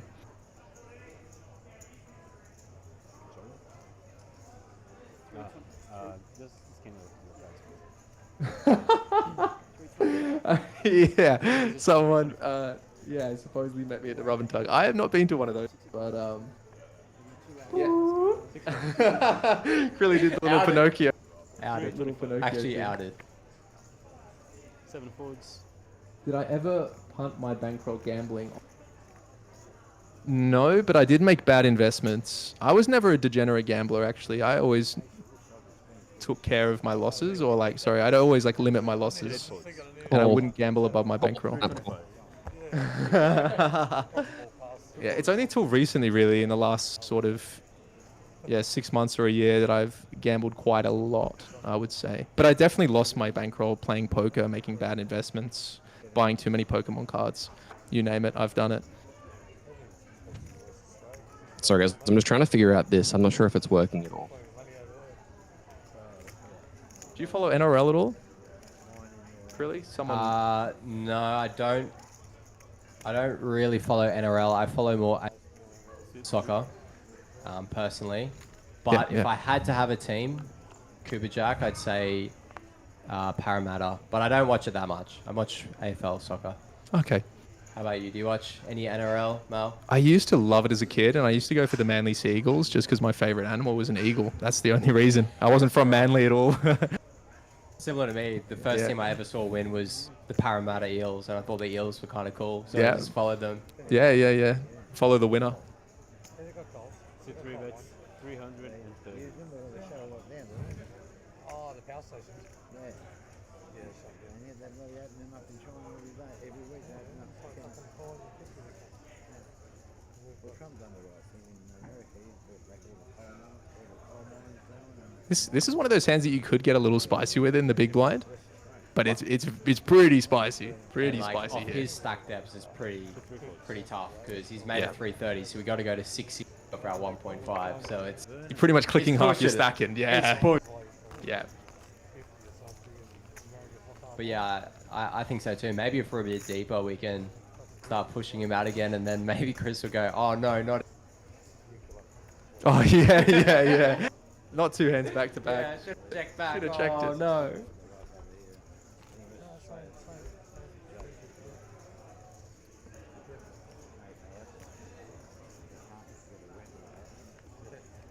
Jungle Tilt in the chat says losing your bankroll to Pokemon is wild. It did have a share. It did have a share. I bought high, sold low.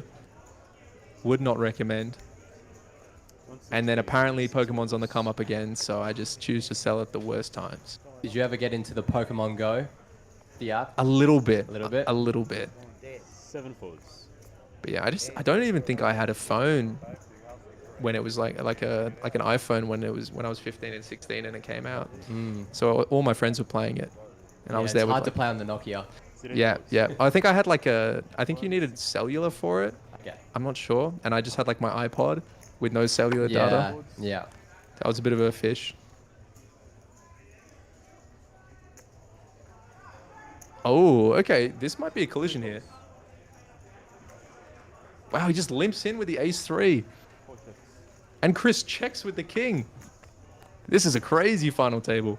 I would have thought this would have gone ace-3 jam, and then king-5 would have been put in the decision. You did. You thought very wrong, Mal.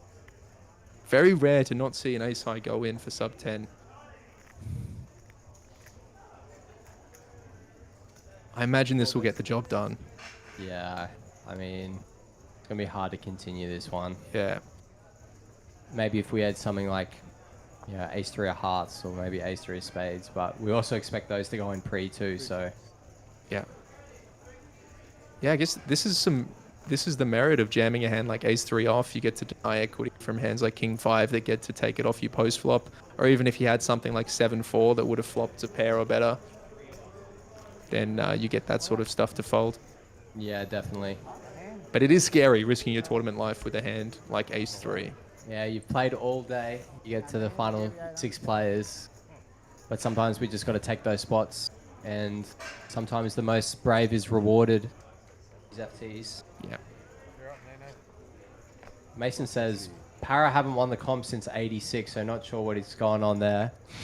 Definitely wasn't saying them winning a championship or a premiership. It was more saying I saw them win one match. And that's all it took. Yeah. No premiership needed, just one match. One humble match. Were you live at the game or were you... No, no, not even live. One single match, and I was like, yeah, that's the team for me. Yeah. And eels are cool too. Yeah. I'm pretty loyal. Once I pick a team, I stick with the team. That's like me in football. In the EPL, is it? The English Premier League? Yeah, back in 2013 or so, I played FIFA on my phone. And I chose Manchester United just because they were the highest rated team. So, so now I just go for Man U randomly, even though I have no attachment to the team whatsoever. 3 folds. Okay. Yeah, I just got the nostalgia factor. Ooh, he's got ace-9. This will be interesting. Oh, not interesting actually. Snap the fold. mark. And then Phil's got the 9s. All right, I'd be very surprised if this doesn't go jam call. I mean, Nino has definitely been on the snug side. We've followed a couple of spots that are close, so... Okay. 6 is all Nino is definitely not going to love this spot. How many bigs is it? About 7, 8 bigs? Yeah. Yeah, I mean, we would expect a call, but Nino has been able to dodge a couple of spots, so we'll see what happens. We can see he's only drawing to 1 out as well, so this would be a great fold. 1.3. Results orientated speaking.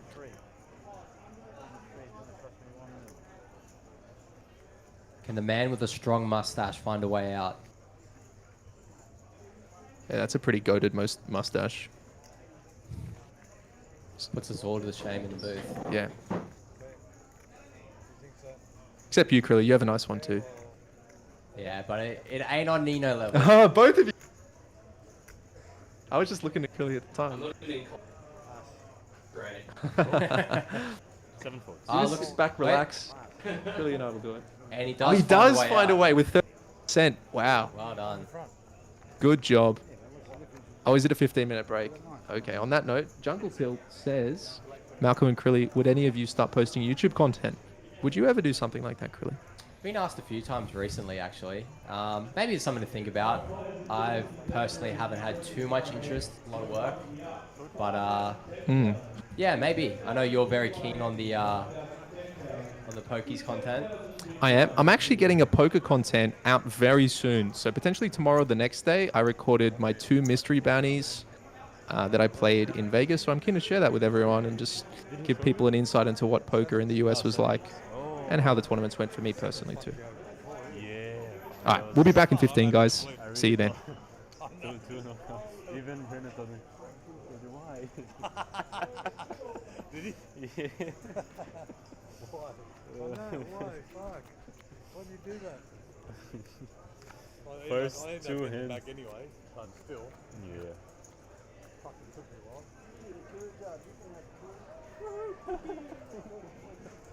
Could you please decide what you want to do? I thought I told you that way. So- Okay, so- okay, so- okay. so- You're gonna put the hands out, right? You put them in tape, seat order, right? In order? Like if sit 1 is all in, cards on the left. Sit 9 is all in, cards on the right. Right? That's what I did. No, but you had seat 1 and seat 2. So and seat- so you had seat 2.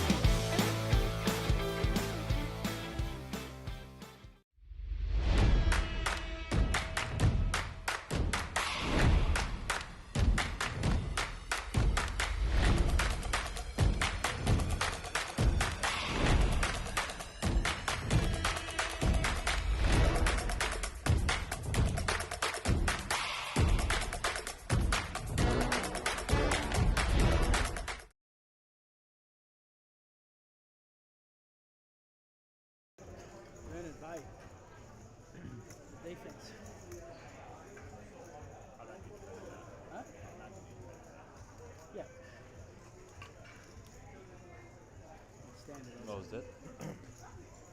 Yeah, the clock's still paused. He whiffs the flop though. Good to go? Brendan, good to go? You good? Yeah. Alright, let's go. 400, 200. All right, so we've managed to adjust it so that all of us have microphones. We're going to see how it goes and Who makes the call? see if it works out okay. You guys just chat so that check to see if these guys can hear you all right. Oh, yep. Hey guys, can you hear? From talking on break about sauce waffles and now. Well, it looks like we're getting straight in the action. I wonder if I think Kareem will probably bin. Oh, he's only got 6.4. And it is natural 8. Yeah. It's not GG. This It's could be dangerous, natural 8. especially with Troy having the snap call in the hijack too, dominating him.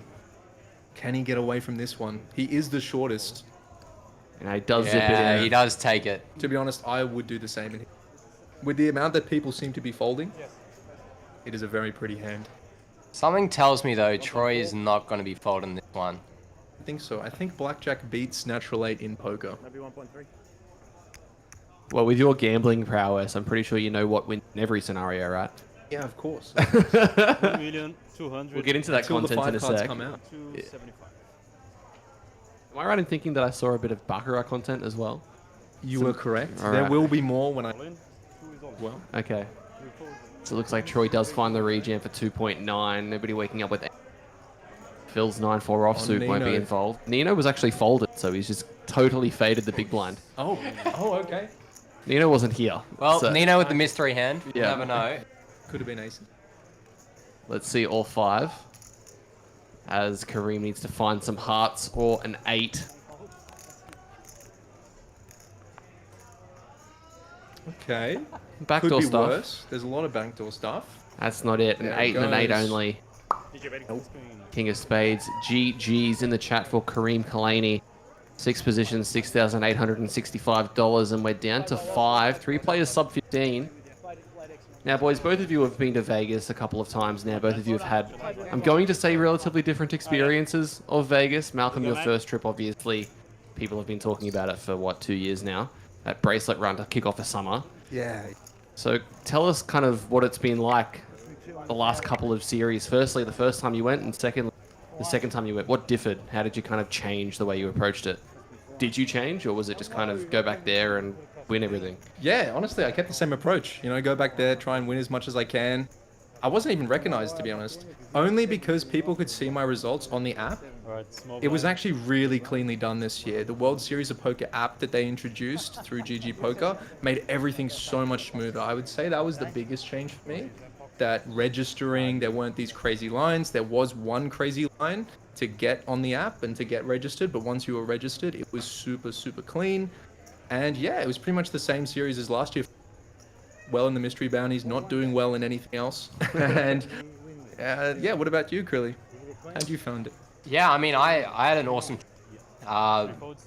Wasn't able to win a bracelet on my first event, but I did put 5 bullets into Malcolm's event. How kind of you. Appreciate the juice. Yeah, straight to the bounties, your pockets. Yeah, but I had a great time. Like, I ended up breaking even for, but overall, I found it really enjoyable because of the group that we went with, which was a big part of why it was, yeah, a great trip. We were off the strip and in a house, and yeah, it was a good bunch of boys, and it was a great experience, nonetheless. Picking the action up quickly, Nino with the King 9 of Diamonds. He's been a bit of an enigma with how he's played. Got into this one as the chip lead and seemingly has just been happy laddering. I'm not really sure if there's any other way to put it. It looks like he's going to limp here. Does he flick in the call? Okay, he's got the King 9 suited.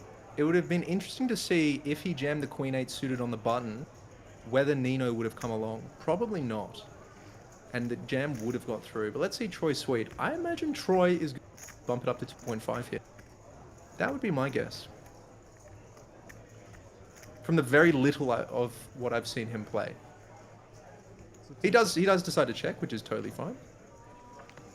600 out there. 200k big blind to a flop we go. And 865 all spades. That's just all Troy. Oh, he doesn't have the spade, but... Does have a gutter and 2 overs, but obviously these monotone flops difficult to navigate. Doesn't seem to care too much. Oh, he's Instantly reaching for reaching. chip.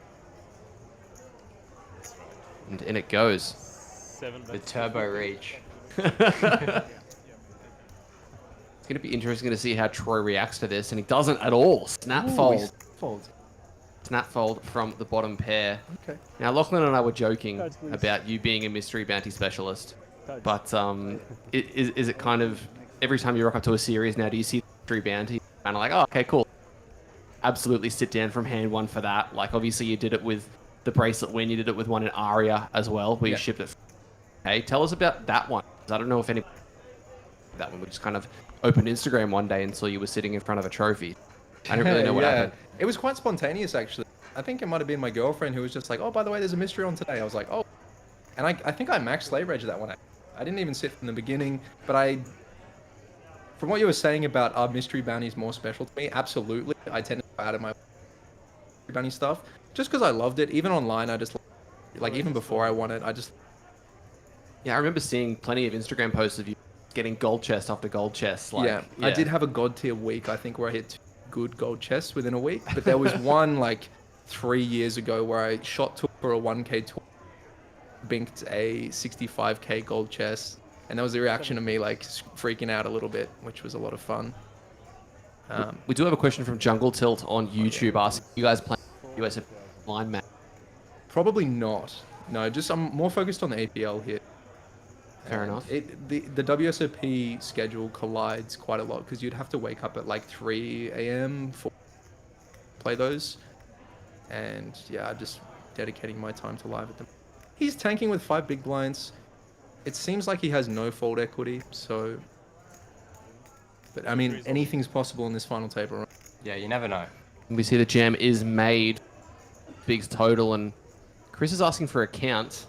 And this is the question where it becomes a factor of those 7 and 4k bounties.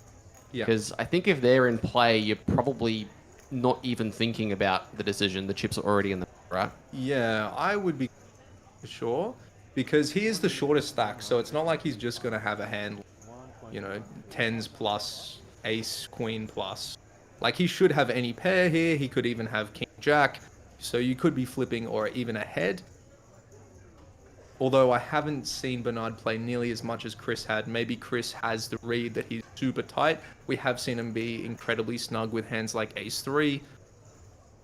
So ace-8 off in a non-bounty tournament, you could actually consider folding here to maintain your chip lead. But with the 7k, yeah, I would not be folding here. Still 34% against queens, so we are going to see all 5. Bernard with an opportunity to get north of 10 big blinds, and Chris, well, another one of those bounty chips potentially going his way. Should find an ace on this board. And no help there, 9-7-3. Bernard needing to fade an ace only on the river. Ooh, King of diamonds. As we see a double up going Bernard's way up to 13 bigs. Troy, a table captain with 4.1 million. Troy's probably quite happy to see that actually, because there seems to be an aura with the chip leader, and he'll probably gain some respect and be able to open a little bit wider and apply more pressure. For example, to Chris now, he could abuse Chris with 3 bets and open. So a question from Connor is, what's more important at this stage, laddering or collecting bounties? And I think the size of the mysteries that are still left is probably a big part of it, right? Yeah. It's hard to say which one's more because they're both quite important at this stage. The 7,000 and 4,000 is quite relatively large. Like the 7,000's worth like 2 ladders right now. And it is quite top heavy. So in a tournament like this where it is really top heavy, probably be going for it more than most tournaments. In other tournaments, I'd perhaps be more inclined to just try and ladder. 200. Especially because people have been seemingly very tight and there's not much battling. People are playing quite nitty. So I would try and go for it a little bit more. There's less incentive to ladder when there's not much clear. Folding around to Troy on the button.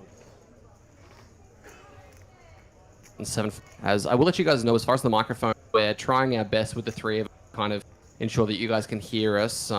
We've got Lachlan and Malcolm working with one microphone, and I'm over here with the other. So if things are cutting in and out, I'm sorry, but we'll try and make sure you can hear you guys as clear as possible, because obviously we've got a fair bit to talk about. Chris with the 9-8 suited facing the limp, just going to check, play this one in position.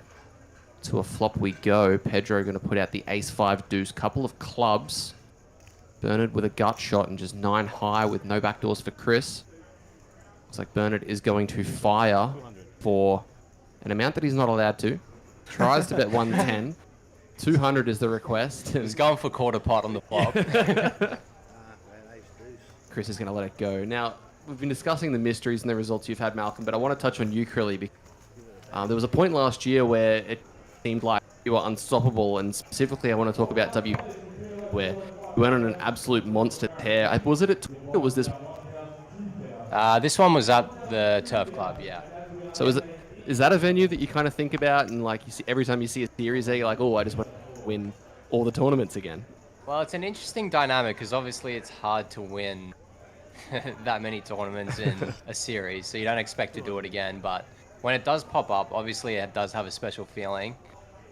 But then also you can look at the other way. It's like, all right, I've taken them for as much as I can. Maybe that won't happen again. So yeah, Hit and run. literally. yeah. So obviously missed it this year at the Turf Club because I was over in Vegas, which was a bit sad, but also no You problems. saved everyone else. Yeah, there. hit and run. Everybody else could have an opportunity to win a trophy here Yeah, no, it was a good series. Just don't be greedy. Just go over to Vegas, try and win those trophies.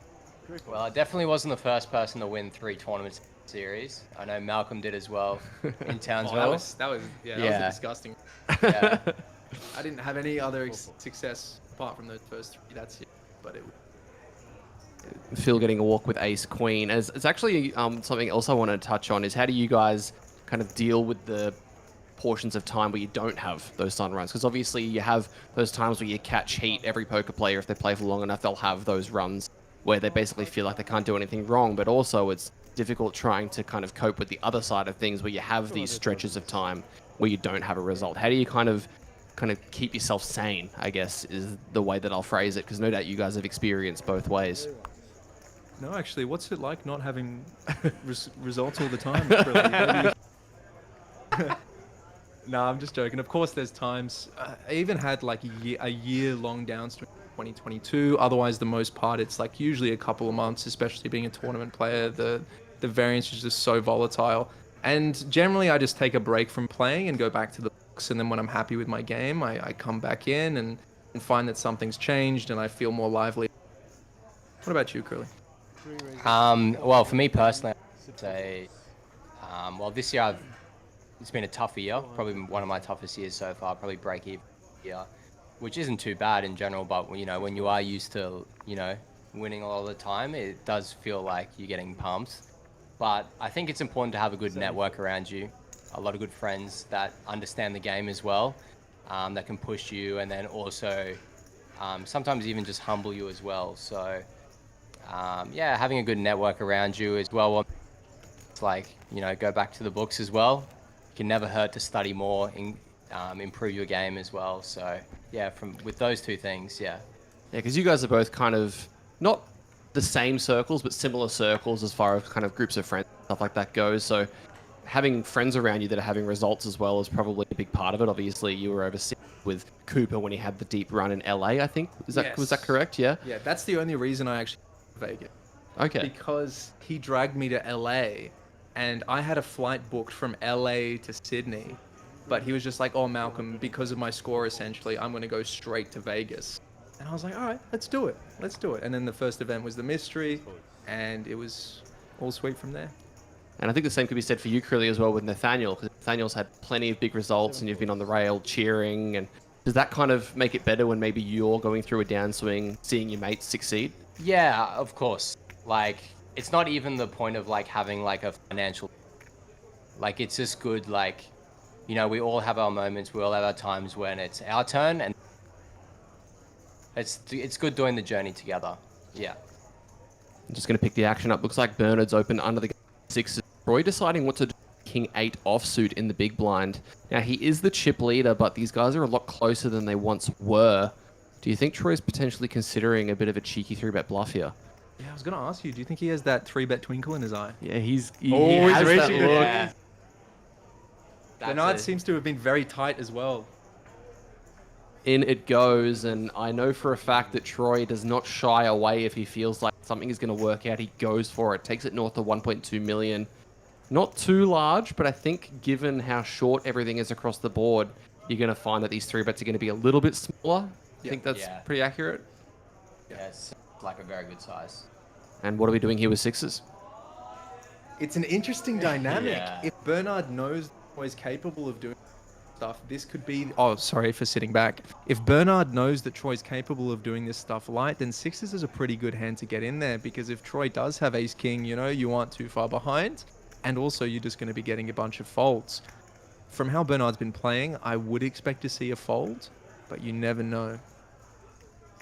As he's really eyeing him off, you can see those eyes moving side to which way to go. Those of you unaware of the chip denominations, the 500k chip that you can actually see, it's a dark blue one at the base of those green 100ks. So a couple of them are in play, most notably next to Troy's stack. He's also got a couple of bounties that it doesn't look like he's claimed yet. So that could be lingering in the back of his mind as well. Bernard does jam! Wow, Sometimes you got to know your customer. that's crazy. That's a great find. Yeah. And it makes me wonder, because I'm thinking back, near the bubble, or just after the bubble burst, Troy actually played a spot, and I'm not sure if Bernard was at the table, where Troy raised 10s, faced a defend from the big blind, queen, queen, jack, check, check, turn ace, backdoor flush draw. The big blind leads.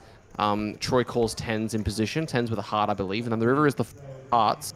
Big blind bets again, and these guys are sitting 1.5x average. Troy actually turns 10s into a bluff and jams on him. Unfortunately for him, the guy tanked for 3 minutes with a full house and found the call, but Troy's not afraid to find the pull of the trigger if he thinks it's going to work. So I respect that. He's got the gore. Some people just don't have it. yeah, it's kind of something that you think is like people in theory are going to have the bluffs, but in actuality, right? Yeah. Oh, a couple of hands here. Chris with the queen 10 suited. Bernard. Now, I think the chip leader, yeah, over 5 million with the ace king offsuit. Time for him to start requesting triangles, I think. And just like that, he went from the shortest. Now he's going to be dominant. Well, he already is the chip leader. Now he's going to be an even more dominating chip leader after he jams. I assume he will jam. Although every play he's made has actually been the opposite of what I thought he would do so far. So I wouldn't be surprised to see something different. Is this the non-all-in? Looks like we're reaching for a non-all. Couple of extra orange chips for gravy, and he slides it out. Looks somewhere in the vicinity of 1.9 million. 65. Actually, a little bit more. 1.665, I think, was the announce. Okay. Or maybe 1.445. We'll get it right eventually, I promise. Down goes the queen 10 of hearts. Do have a question, and obviously you guys don't have to answer this if you don't want to. I'm just throwing it out there. Jungle's asking, do you normally sell action for bigger tournaments, or do you a lot of yourself? Obviously, it's something that's pretty common these days. People selling pieces, people selling packages, whether it be at face or at markup. Markup's kind of, in my opinion, something that I'm starting to see creep into every single facet of poker, and I'm not quite sure how happy it is. So, did you guys want to touch on that, or as the process of potentially selling, even for some of those people that may not know about it? Yeah, I've decided to stop selling pretty much. I don't sell basically ever, but if I go play Triton or something with 10k buy-ins, then I'll definitely start looking to sell and just having a little bit of bankroll management, because the variance in those ones is crazy. But yeah, even just swapping a little bit with friends is probably the preferred thing that I like doing, just to have a little bit of juice if they have a good run, especially in Vegas in those monster fields. You know, if you swap 5% and they get on a final table with $1 million up top, that 5% could turn into 50k. Yeah, and for me personally, it completely depends on the series and kind of what the tournament ranges and the buy-ins are. I like to sell just a little bit, just to reduce some variance, because obviously there's a lot of variance in live poker.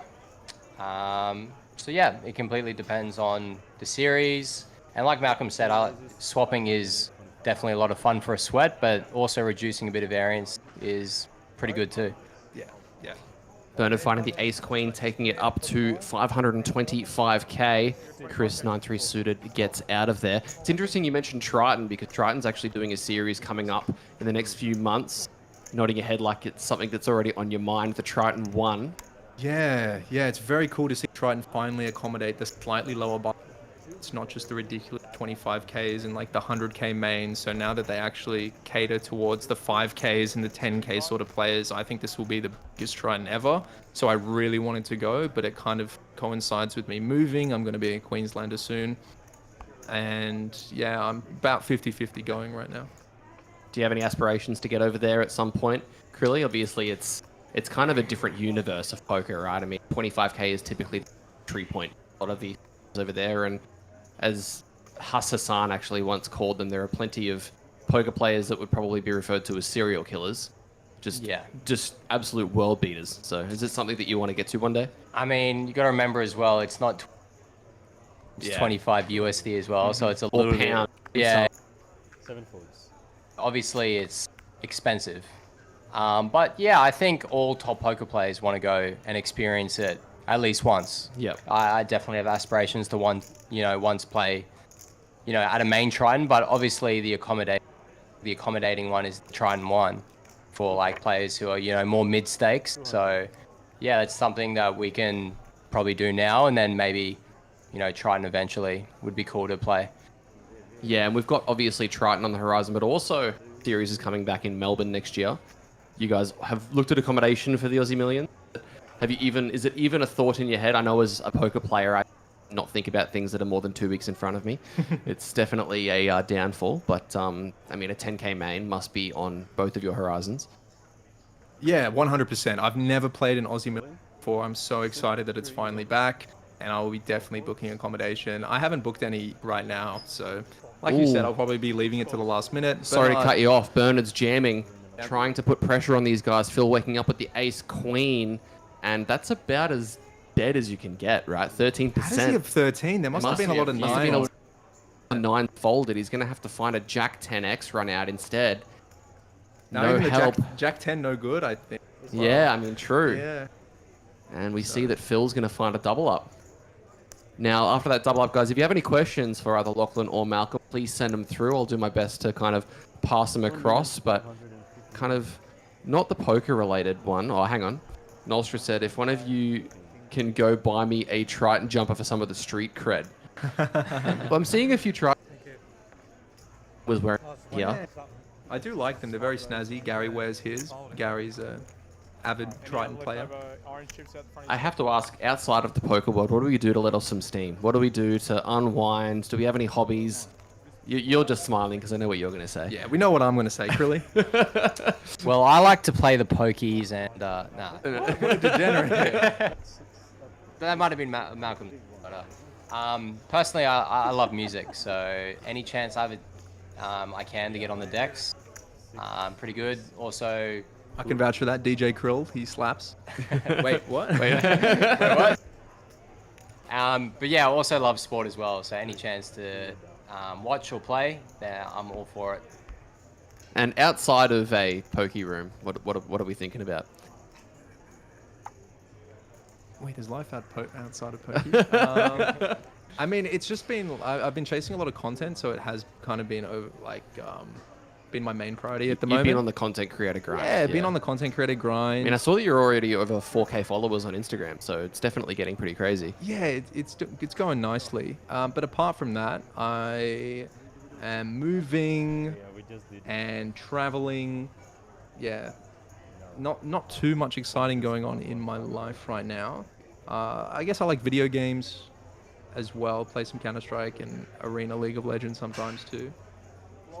Fair enough. Are you a PS4 guy, or mainly off PS5, or mainly PC? Or? No, just PC. Okay. Pretty much strictly PC. I never played consoles as a kid, Right. unless it was my mum would never allow a console in the house, so I'd only play them at mates' houses. Yeah. And I would love going to my friend's house so we could play on the console together. I was the same. I used to go to my neighbor's place to play Ocarina of Time, but I'd only go there and do the fishing side quest. I wouldn't do anything else. I don't know why. I wouldn't play through the game. I'd just go and try and catch like a 20-pound trout or something. Yeah, So weird. Anyway. The game's a little bit before I You're a big blind 200. started gaming, but I did have a similar story with a babysitter and Pokemon Stadium. It wasn't the way I was expecting that to go, but anyway. Yeah. No, he did. He did. Okay. He did bring over his Nintendo 64, and then we played Pokemon Stadium. I have a lot Stadium was classic. I have Yeah. a lot of fond memories of that.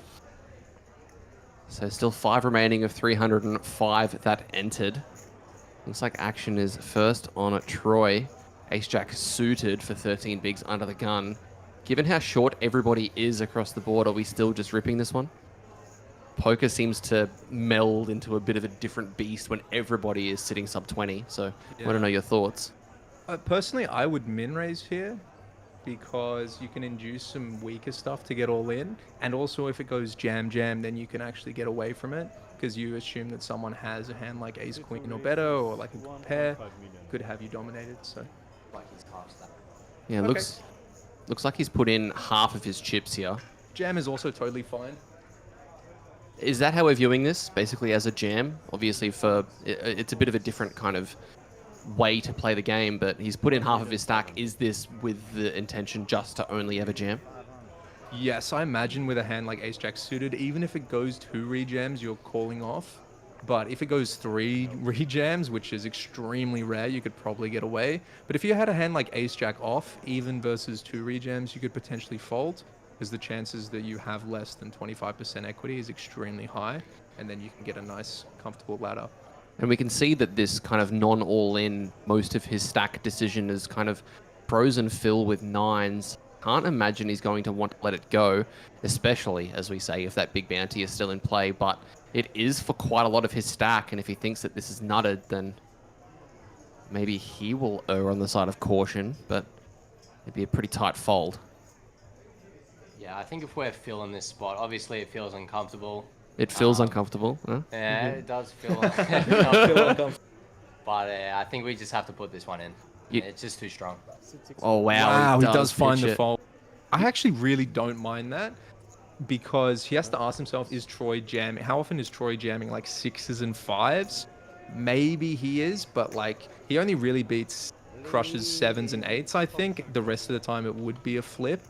So I think you don't really want to be flipping in these final table situations. The fact that it is a mystery would probably lean me towards a call, but nonetheless, I don't hate the fold at all. So, Krilly, you don't think Troy is finding a lose open there? No. Do you think it's only losing? Yeah, I mean, yeah. It could be a losing call. It's a bit of an in-joke there. Apologies if you don't get it. If you guys are enjoying the content, by the way, don't like the Facebook. We've got 208 people tuning in there. Make sure you like the video. Want to try and get poker in front of more faces so that we can get these prize pools bigger like the deep freeze today. 175 more entrants than last year, so things are going pretty bananas. Likewise, if you're watching on YouTube, like and subscribe. On Twitch, hit that follow button. I'm here with Malcolm Trainer and Lachlan Crilly, 2 of Australia's. Is it right to say up and coming, or is that? Do you reckon there are guys that are younger than you now that are kind of up and coming? I used to say that I was an up and coming player, and now I'm not a young gun. I feel like ancient. I mean, I'm getting close to 30, so we'd really be pushing.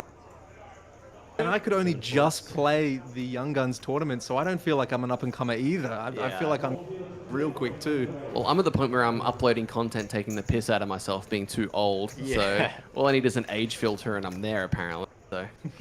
I mean, maybe in poker years, I've only been around since 2022, but Yeah. in actual age, no way. I mean, I feel like you're a young gun if you haven't played in Aussie Millions yet. I feel like that probably classifies, right? Have you played one?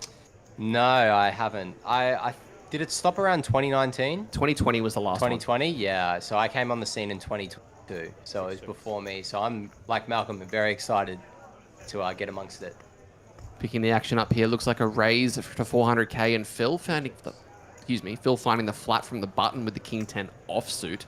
What do we think of this button flat? Yeah, that's a bit loosey-goosey having a sandwich versus the chip leader here. Phil getting a little bit. I wonder, Bernard, will he go for the bluff here on the river? Pretty much the worst hand he will have here, apart from a hand like Jack 10. So, would like to see a cheeky stab, but it's obviously easy to know seeing the cards. And you can't really assume Phil is going to be calling a hand like King 10 off on the button. Looks like it does just go check, check, and check. Phil is going to win this with King High, which I think in Bernard's eyes, sorry, it's probably a bit of a disaster, right? Yeah. It's pretty hard to have worse than Queen Jack, so I would like to bluff on the river or even jam pre-flop. Like, there's only one stack that had like 17 big blinds, and then the rest have 14 or less. So, you know, a hand like Queen Jack suited, you really like, if you raise and someone jams 9s, 8s, 7s, like Ace 10, like you have such good equity against those hands. You can get them to fold. So, Yeah, I was going to ask you that, Mel, because we saw him jam the Queen 9-0 on the button. It's a hand that you don't really want to raise fold because you do pretty well versus the calling range. So maybe it was one that goes into our open whacking range, covering. yeah, I wonder if the Queen 9 jam got in his head. Like, as soon as he gets loosey-goosey, jams the Queen 9 off, which isn't actually loosey-goosey. I thought it was a very good jam. And then he gets snap called, he gets punished, and in his brain he's like, oh, shoot, maybe I shouldn't do that again. But it is a very different spot, jamming for 10 big blinds effective versus 17 effective from under the gun. On the topic of effective jams, Chris with 11 bigs is just going to zip Ace Queen offsuit into the middle. Very Nino's turn to wake up with 9s with 9.9 blinds. Looks like he has stacked some of his chips up. He's asking for a count to see exactly how much it is. What do you think he's going to do, Krilly? You've seen him play longer than I have. Honestly, I've seen a lot of things. I ain't going to guess. I'm going to say he's going to call. Looks like he is going to run it. As he's put the chips in, he's calling. Neither of the guys in the blinds waking up with anything, so it looks like we're going to see a flip. A 9 is going to get mucked, however, so... Well, if I had to guess, I think the Ace Queen's going to hold. If I had to guess. Ace Queen's going to hold, you reckon? Sorry. He's going to hit. You know he bagged on one bullet? How does he do that if he's thinking Ace Queen's holding him? Let's see all 5. Ace Queen against 9s. Nino Morotto came into the final table as the chip leader. Well, I mean, Ace Queen's got 53%, so I'm going to say he holds. Good luck. Yeah. Yep. That's how it works, right? Holds in percentages. Yeah, equity hold. Let's see. Oh, Doesn't get much better than that for the Ace Queen. Gotta pair the board. Nope. 3 of hearts has Nino drawing dead. The ace is a formality. And we actually say GG to the man that came to this final table as the chip leader, eliminated in 5th position, taking home $8,390, as well as a few bounties that he picked up along the way, don't forget. Now, we've got a couple of questions. We're going to go in order of fun to serious. First fun question is, Krill Dog, what's your next choice of hairstyle? Are we going to see a fade? Russell Fogarty wants to know in Facebook chat. Well, a lot of people have asked me this already if I'm going to go back to the long hair. And I've responded with, well, I feel like I'm starting to recede, so no one wants to see it. No one's to... Come on, man. But yeah, maybe the fade's the way to go. Alright. I don't think I'm going to keep it buzzed, but yeah. Maybe something that I did in school where I had an undercut or something like that. Right. A little longer on the, Yep. short on the back and sides, yeah. All right, fair enough. And now the serious question for both of you, which is, do you grind much online poker anymore, or do you prefer playing live? Or do you find the live poker in Australia a lot softer than America or online? Now, obviously, we can't, you know, have the cops called here, the AFP, on our case. You guys are flying to New Zealand to play every weekend. Of course. We spoke with Cooper about this, and he also said that his flight bills get very expensive. So tell us about the kind of online to live difference. Obviously, you can get a lot more volume playing online, but is it what you prefer doing, or do you like coming to the series? I go through phases. I go through phases where I prefer online a lot more than live.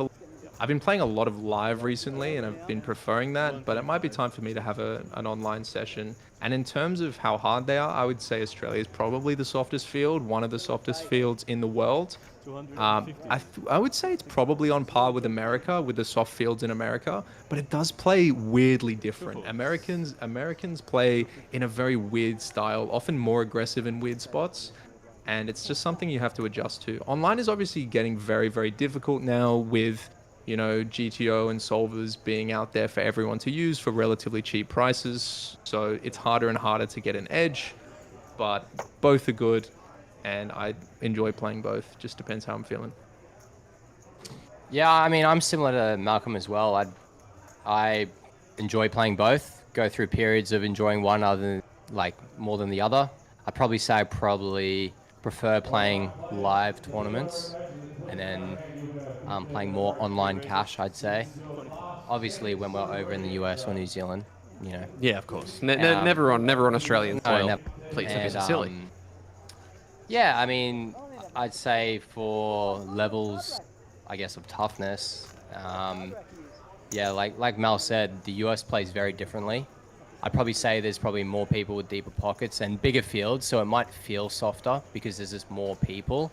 But I mean, I haven't been to any other countries to play, so I don't have a big exposure.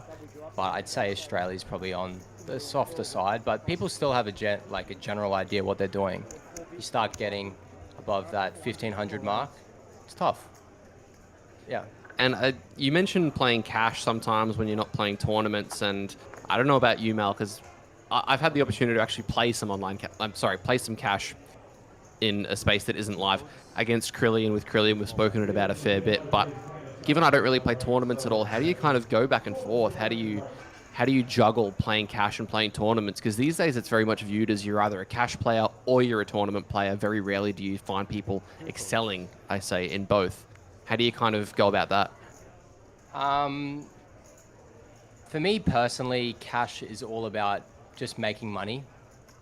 So, I mean, you get the terms like bum hunting and trying to find softer games because you're trying to make money. And yeah. I guess that's something I do as well. You know, we're always trying to find softer games because we're trying to make money at the end of the day. Yeah. Going back and forth, I'd say it's just staying sharp and just kind of knowing what the population are doing. So as long as you're beating the games in the fields that you're playing, you don't need to know the proper frequencies on different textures and all that. As long as you know what their tendencies are and what population is doing, then... You say that, but you do know those things. Because I've had conversations with you when you're like, oh yeah, I'm probably mixing this like 70-30, and I'm like, why? Firstly, it's crazy that you know this in this exact spot. I remember we spoke about a hand where you found... This is... Apologies, viewers, this is going to get a little bit kind of theoretical, but you found sevens in a triple spot where a one-liner completed against a big blind defense, and I was kind of sitting there like, how do you like... How is it that you found this spot so niche, but you still played it perfectly? In theory, anyway. Yeah, I think it's tricky to say other than like you just have like a general intuition of how the spot works and how like different ranges work and how maybe where do our bluffs come from, how we top, or like we're this is the bottom of our range kind of thing. We're never winning at showdown. We've got to take this hand. We unblock and block this. So it's just having a general idea and also going through spots and experiencing spots the more you play. That can definitely come naturally. So yeah, it's doing the work off the felt, but then doing the work on the felt. I listened to a podcast with Ike Haxton and Jonathan Jaffe actually a while ago where he discussed recognizing the shape of a spot and kind of recognizing what portions of the range you're going to do with this and what they're going to do facing different actions. Obviously in ICM land, which is very much outside of my comfort zone, you guys would have a lot more clue than I would, given I don't really study tournaments. But do you think that ICM is definitely a spot where people are generally making probably a lot more mistakes than a lot of other areas would? Like having an edge in ICM these days seems to be the biggest edge that you can kind of get in tournaments. Yeah, I mean, with tournaments becoming so tough, or like more and more tough, especially online, I think any edge you can get, especially with ICM, ICM is very important. But it's weird because some people overvalue it, I find. Like there are some regs that have just like, it seems like they've completely punted their stack in some spots that I've seen. And some regs really don't value ICM very much and they value building a big stack. And others really value, laddering a lot. So it's interesting to see how there's no definitive answer on how important ICM is. Personally, I think it is quite important, but there is some nuance to it. On the topic of ICM, we've got a potential spot here. Burnham with the ace-5 off with Chris, opening sixes from the cutoff effectively. And is this a spot where Bernard could potentially flex his ICM muscles? Looks ching. But he does decide to call. So we're going to have a post-flop. Put the questions to the side and we'll actually talk about a hand for once. How about that? Yeah. Been too many post-flop hands since I've been here. 8-5 deuce with a couple of diamonds. Bernard with middle pair, but that ace of diamonds could come in to help him later on down the road, but for now he's behind the sixes of Chris. Will Chris c-bet or will he check? Looks like he's going to fix the crook in his neck first. Yeah, just a head turn. What do you guys think is the best way to go here? I'd probably continuation bet here. And then if you do get jammed on, you kind of just have to side call off because he only has an 8 and there could be, like, I know only it has you beat. You assume that all pocket pairs will probably jam here. 4 bets 500. Looks like a bet of 500k, good for 2 big blinds. And I think Bernard is going to have to continue with this middle pair. Gets another look at it, checks that he does in fact have the ace of diamonds. Do you think c-betting sixes is going to differ between with the diamond or without a diamond, or do you think that's just looking a bit too much into it? I think you prefer to c-bet without the diamond, just because when you check back, you can play more on turns. You can play more on turns and rivers, but at the same time, you might want to bet it and then more comfortably call a jam because you have more backdoor equity. So it could go both ways, and I've kind of myself, but that's one of the things. The solver will spit out an answer, and sometimes you'll have to shrug and be like, oh, "Look, I don't know why it prefers." There's answers for both, but. And with the jack of diamonds hitting the turn, one of those diamonds, and that ace may become a factor after all. And it actually looks like Bernard's going to reach for a lead here on this flush completing turn. This is spicy. What do you think about it, Crilly? If he does, he hasn't done it yet. Yeah, in it goes. Looks like around 925k. Sorry, 7. Maybe not that much. I mean, these ones are always interesting because 725, forgive me. Bernard's got a pair as well, so he could perceivably have the best hand. Maybe we'd want to take a hand that is going to have less showdown, per se. And also, if we get jammed on, it's pretty uncomfortable with a hand that has so much equity or that perceivably just has the best hand. So maybe we... But also, we don't have a lot of offsuit combos of hands that defend, so maybe it's an interesting find. Because, I mean, a hand like sixes is difficult to continue. Yeah, sixes no diamond. For sure, it's quite hard to continue. But if he had a hand like, you know, ace queen or ace 10 or ace king, he would probably want to keep those hands in and not have them. Because if the ace comes on the river, he could get a lot. Or if a diamond comes on the river, he could get, you know, a big juicy bluff. So what hands do you think he's specifically repping for value in this exclusively flushes? Pretty much. It's very hard to rep a turn jack. Yeah. He would have to the jack 8-2 pair. Looks like some speech plays going on, trying to pick up any reads he can. That mask obviously going to be helping out a little bit.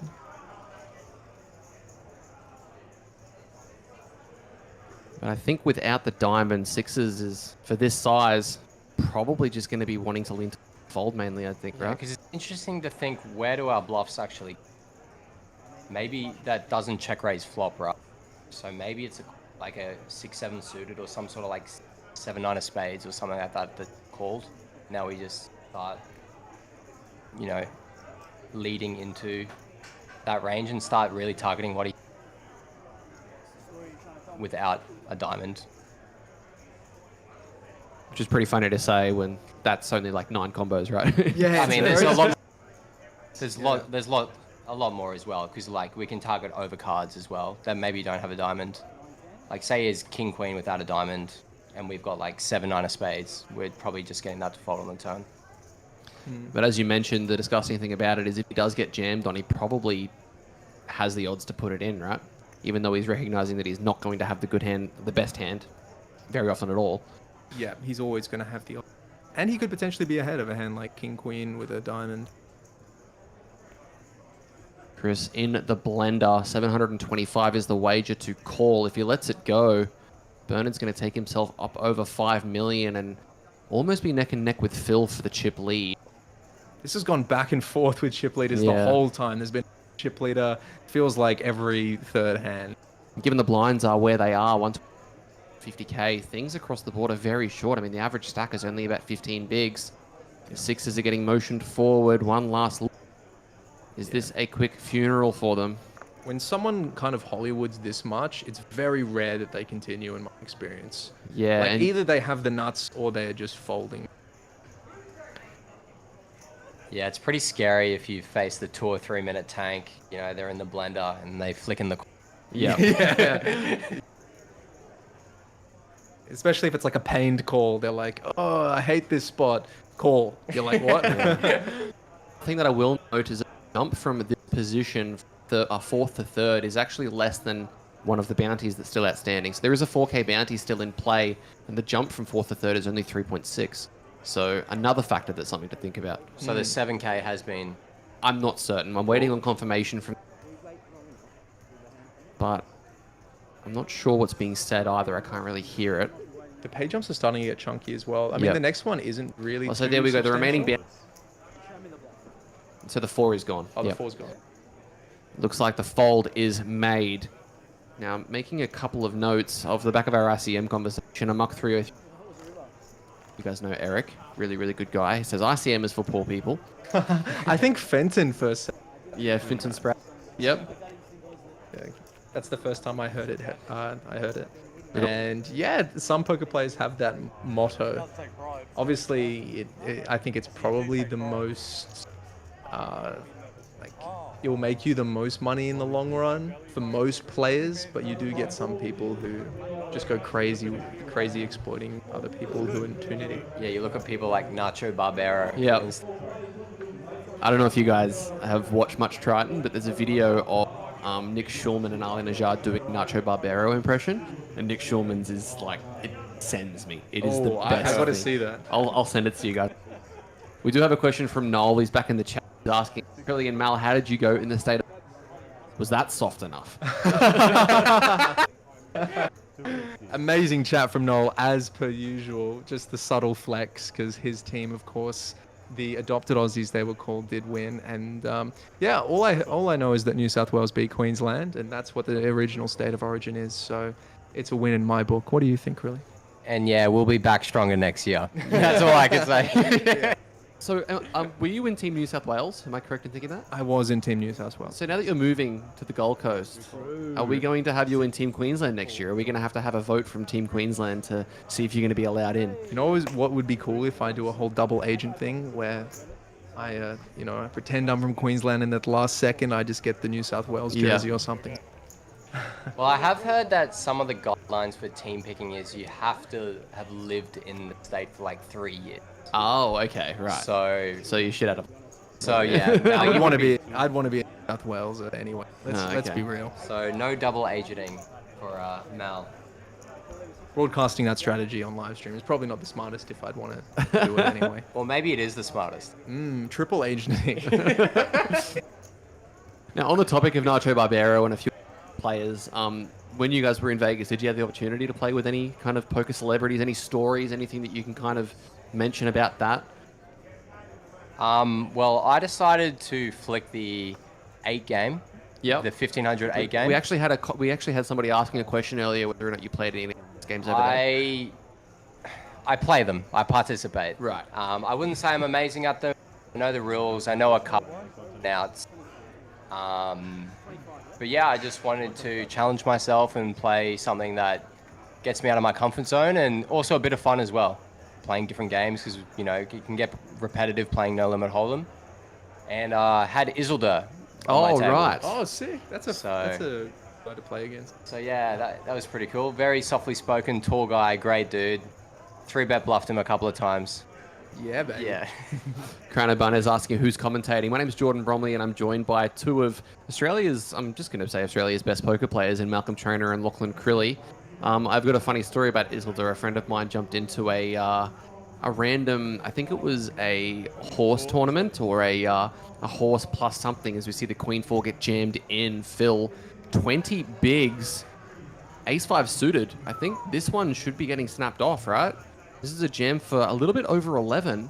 With the 7K bounty and without the 7K bounty, I'd be... Are we going to see the chips thrown in? Queen 4 off is a very loosey-goosey jam, but from what I've seen, Phil folds a decent amount anyway, so Chris might have picked up on that, and yeah, if he doesn't have an ace here, he's very likely folding. And how strong does this look given that Troy is still shorter? It should add some strength to it as well, but I feel like ace 5 suited, you can be ahead of a lot of... So I would be flicking it in, but Phil has made some disciplined folds that were correct at the time.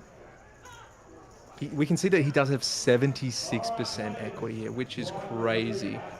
It's a pretty insane amount with the ace 5 of diamonds, especially when your opponent has two live kind of flush card outs with the club and a heart to be still that far ahead. Yeah. you could potentially pull with the minimum being 1500. Oh no, is there a 500 there? Wow, looks Oh, like he the does fold fold. was made. Chris gets away with one there. Yeah, we can see that the jam is printing if he gets filled or fold this kind of stuff, because you can imagine 80% of the time he's not going to have a hand this good, or even 90% of the time he's probably not going to have a hand this Haruka good. is coming in.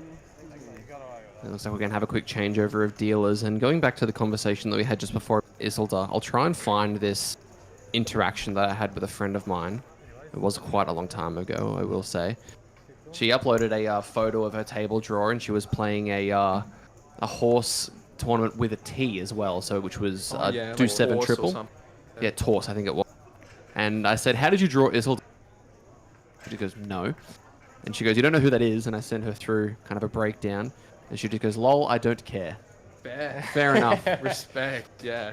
And I said, I was honest. I was like, it's probably one of the 3 poker players I'd probably ask for a photo with, just given the history. She goes, he says hi. He's teaching me how to play triple draw. That's so sick. Wow, what a...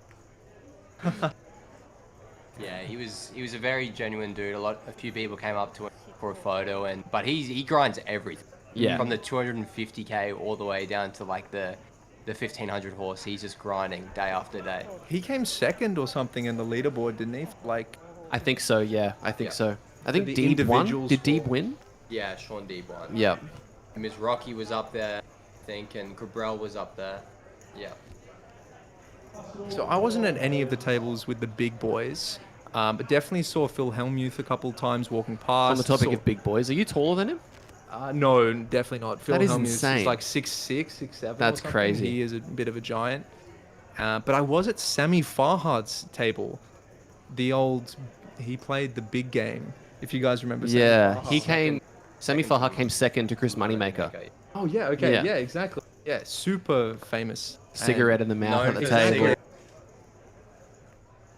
4x open and 5x open, even like 30 big blinds deep. That's I was great. like, yeah. And he had some stories. I didn't realize it was actually him until someone started chatting with the table, because his name isn't actually Sammy, it's something else. Right, Farha. And 5's going in for 13 here. Notably into the chip leader in Bernard, and Phil obviously behind with a fair bit as well. But Troy with 8.5 big is going to get out of there with a 10-9 suited.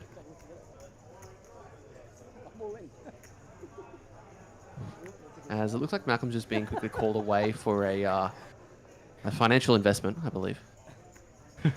Regarding names that we played with, for those who know David Peters, he was on the table for a bit. I've played with D. Peters as well. Yeah. Story about D. Peters. So I played the year that I was in Vegas, and I played the mystery bounty. I was playing the mystery bounty, and I had to change tables, and I got drawn to a table which had, get this, it had 2 guys wearing Winamax patches that had people watching them. It had a random girl wearing a Friends of AC patch, another guy that was a pro, and Yeeta. fun. Yeah, in a field of 8,000, that was the table that I got drawn. Yeah, that's gross in that big field. And then 5 minutes later, D. Peters sits at my table and is chatting to his mate on his direct right. And I'm sitting there like, what is this? Like, this is meant to be the softest tournament in all of the WSOP. Anyway, I managed to get talking to the table and having a bit of fun. And I turned to the chick that was wearing the ACR, the Friends of ACR patch, and I said, so what do you get for being a friend of ACR? And she was kind of like a bit shy, not really talking too much. So I just went for the jugular and asked if she got less disconnects, which didn't go down too well. And then I turned to D. Peters and I asked him if he's a friend of ACR, and he kind of just went, nah, mate, I'm not a friend of ACR. I heard that D. Peters actually gets around it, doesn't he? He Yeah, goes there's hard in some the... He's completely different on the felt to what he is off it. Yeah, seems like a okay. quiet guy. That's awesome. He loves his festivals. He likes going out. Yep. I've heard similar things actually about Garrett. Apparently Garrett goes to EDC Vegas like every year. Adelstein? Yeah. Him? Oh, okay. Yeah. Apparently he's like a massive Rufus fan. Like he gets into that kind of scene. So You know who else I heard? If anyone knows Kane Callis. Yeah? He was at my table a few times. And apparently he gets around it. People. he was one of the first guys to actually play a live streamed $1 million pot as one of the first Triton cash games that ran. He kind of randomly remember sat at that. the table and played a 1.1 million euro pot against Jay Kuhn, I think. Yes, I So, remember that. He had yeah. like 10s against like ace queen on like a ace 10 board. I believe that was the hand. All right, as always, guys, we've got 250 people tuned in on Facebook. I'm here with Malcolm Trainer and Lachlan Crilly. If you have any questions, please feel free to send them through. I missed one a while ago from Mighty Boosh. Drill Dog, join Mighty Boosh on your next trip to NZ. I think you and I both know what that means. Yeah. So we're going to leave that one through to the keeper. But yeah, if you guys have any questions, send them through. Chris jamming in King Jack suited, Blivey blind for 3.4. Phil, ace 9. Oh, he's got another decision here. This one's better than the I ace think five. He says, he said had call. Cool. Yeah. He He's has had enough. put it in. And Phil with an opportunity to get us down to three-handed. Chris, though, Feel like you've done it to me once, mate. You're not doing it to me again. yeah. I love that. Yeah. Oh, is that Jack it? Yeah, 9. picture. Poor King Philly. Jack finding the best hand. Needs to fade an ace or a 9 on the river to find On a the B. Deuce of diamonds is safe, and Phil Stamler slides all the way down to the bottom of the chip counts, 4.7 bigs. Chris Colinari from nowhere, 7.1 million. Our table captain. Yeah, he was the table captain when I sat down initially, and now he's got the crown back. So what goes around comes around. It really has been a very, very T. Jungle Tilt saying the Jungle versus Monarch heads-up match makes all previous high-stakes poker look small. Have you guys heard about this? Yeah. Have been loosely following along. I was watching it the other night after grinding at APL Millions, and they were just absolutely swinging punches. Yeah. Yeah, playing for like nosebleeds. Yeah. And it's ridiculous to see that this guy flops quads and Jungle Rivers like top full house or something. Turns top hat. Turns top and then Rivers an the ace. even. 6-6. And for the guy to still dust like 15 milli. Like, that's insane. Yeah, it looked like it started off smaller, so they did like a 1.4. They went to a 3. And by the end, I think they did a 12 million each Yeah. or something like that. Yeah. So I read a post somewhere that apparently Jungle, they'd played 5. Jungle won the first 2, Monarch won the next 2, and then Jungle won the 5th one, and then they'd keep playing from there. But Monarch stated in a tweet later on that night, he said, -18 mil, oh well, good content. Wow. Yeah. Fair enough, I man. hope to be that rich one day. I don't want to be Jungle being the serious pro. I want to be the whale who says like, oh yeah, 18 mil, that's another day at the office. Last time I was in Vegas, I accidentally physically bumped into Jungle. I yeah? was in Cosmo when I turned the corner and I didn't look where I was walking out of an escalator. I might have had 1, 2, or 12 cocktails, but I literally bumped into him, and yeah, it's about the only opportunity I have to play Interesting poker with character. Well, he wouldn't have seen you either. I do have a photo I love. Actually, it's me and Jungle.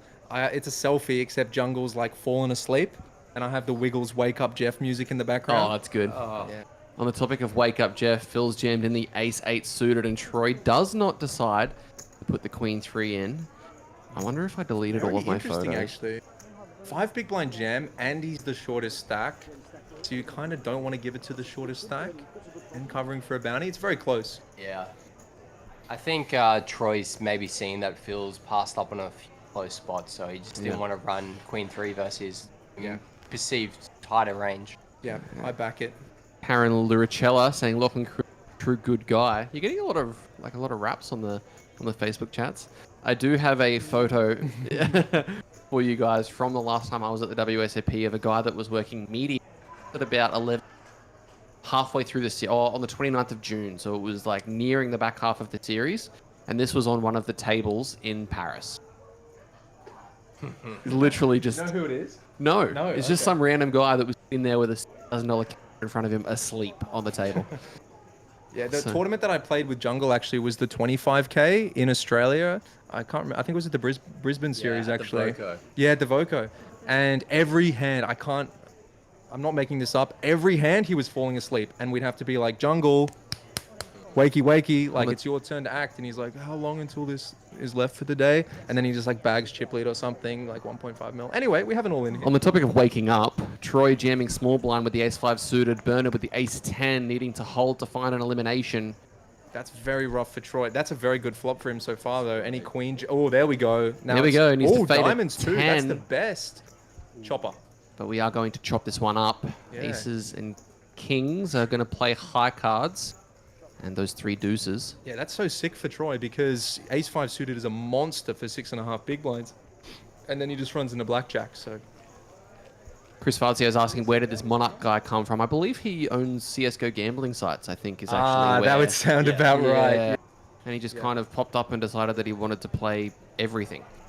So, yeah, that's that. Yeah, I saw him in a few Tritons absolutely swinging. Yeah. Yeah, in previous 250k, he's gone all in blind and Wow. sending it, yeah. I actually saw a video today of Phil Nagy playing a cash game pod against Santosh where he jammed river with 4 deuce high on like an ace king 9-8 5 board, thinking that he'd rivered a flush, but the middle card was a diamond. So he didn't actually have a flush, had high and said like, top 2 call. And Nagy like flips his hand over confidently. He's like, oh no, I don't have like a flush. So I think we've all done that before as poker players. Maybe not for, you know, a huge 100,000 plus pot, but I definitely misread a hand in my day. first time I was in Vegas, I did it in a bomb pot where I thought that I was chopping with a mate of mine, but I didn't have a club in my hand, which is good. Wow, Troy, let's he go with finds the the king fold. 6 for 5. Bernard wakes up with queens. 19 effective with Chris in the big blind. Yeah. What are we going to see here? Looks like he's reaching, but he reaches for a limp. Ooh, he's getting tricky with it. You never Very- know what Bernard's going to do. Very sneaky. Chris not falling for it, just checks back the king 7. These are the 2 chip leaders on the ace 10 6 board.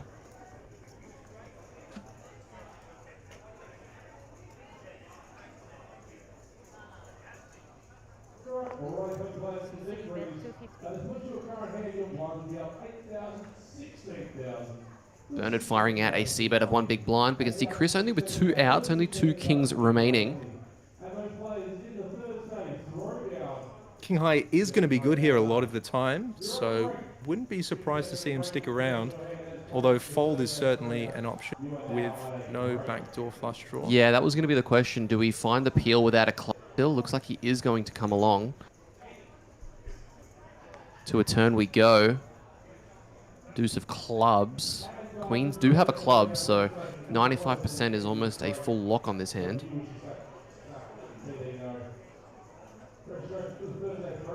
Are we going to see Bernard fire a second shell, try and get a call from a 10 with a club perhaps? Or are we going to see him slow down? Does check. It'll be interesting to see if he tries to turn his king into a bluff. I would guess not from the way he's played. Plus it just has some showdown, and you don't really get too much better to fold unless you bet really big.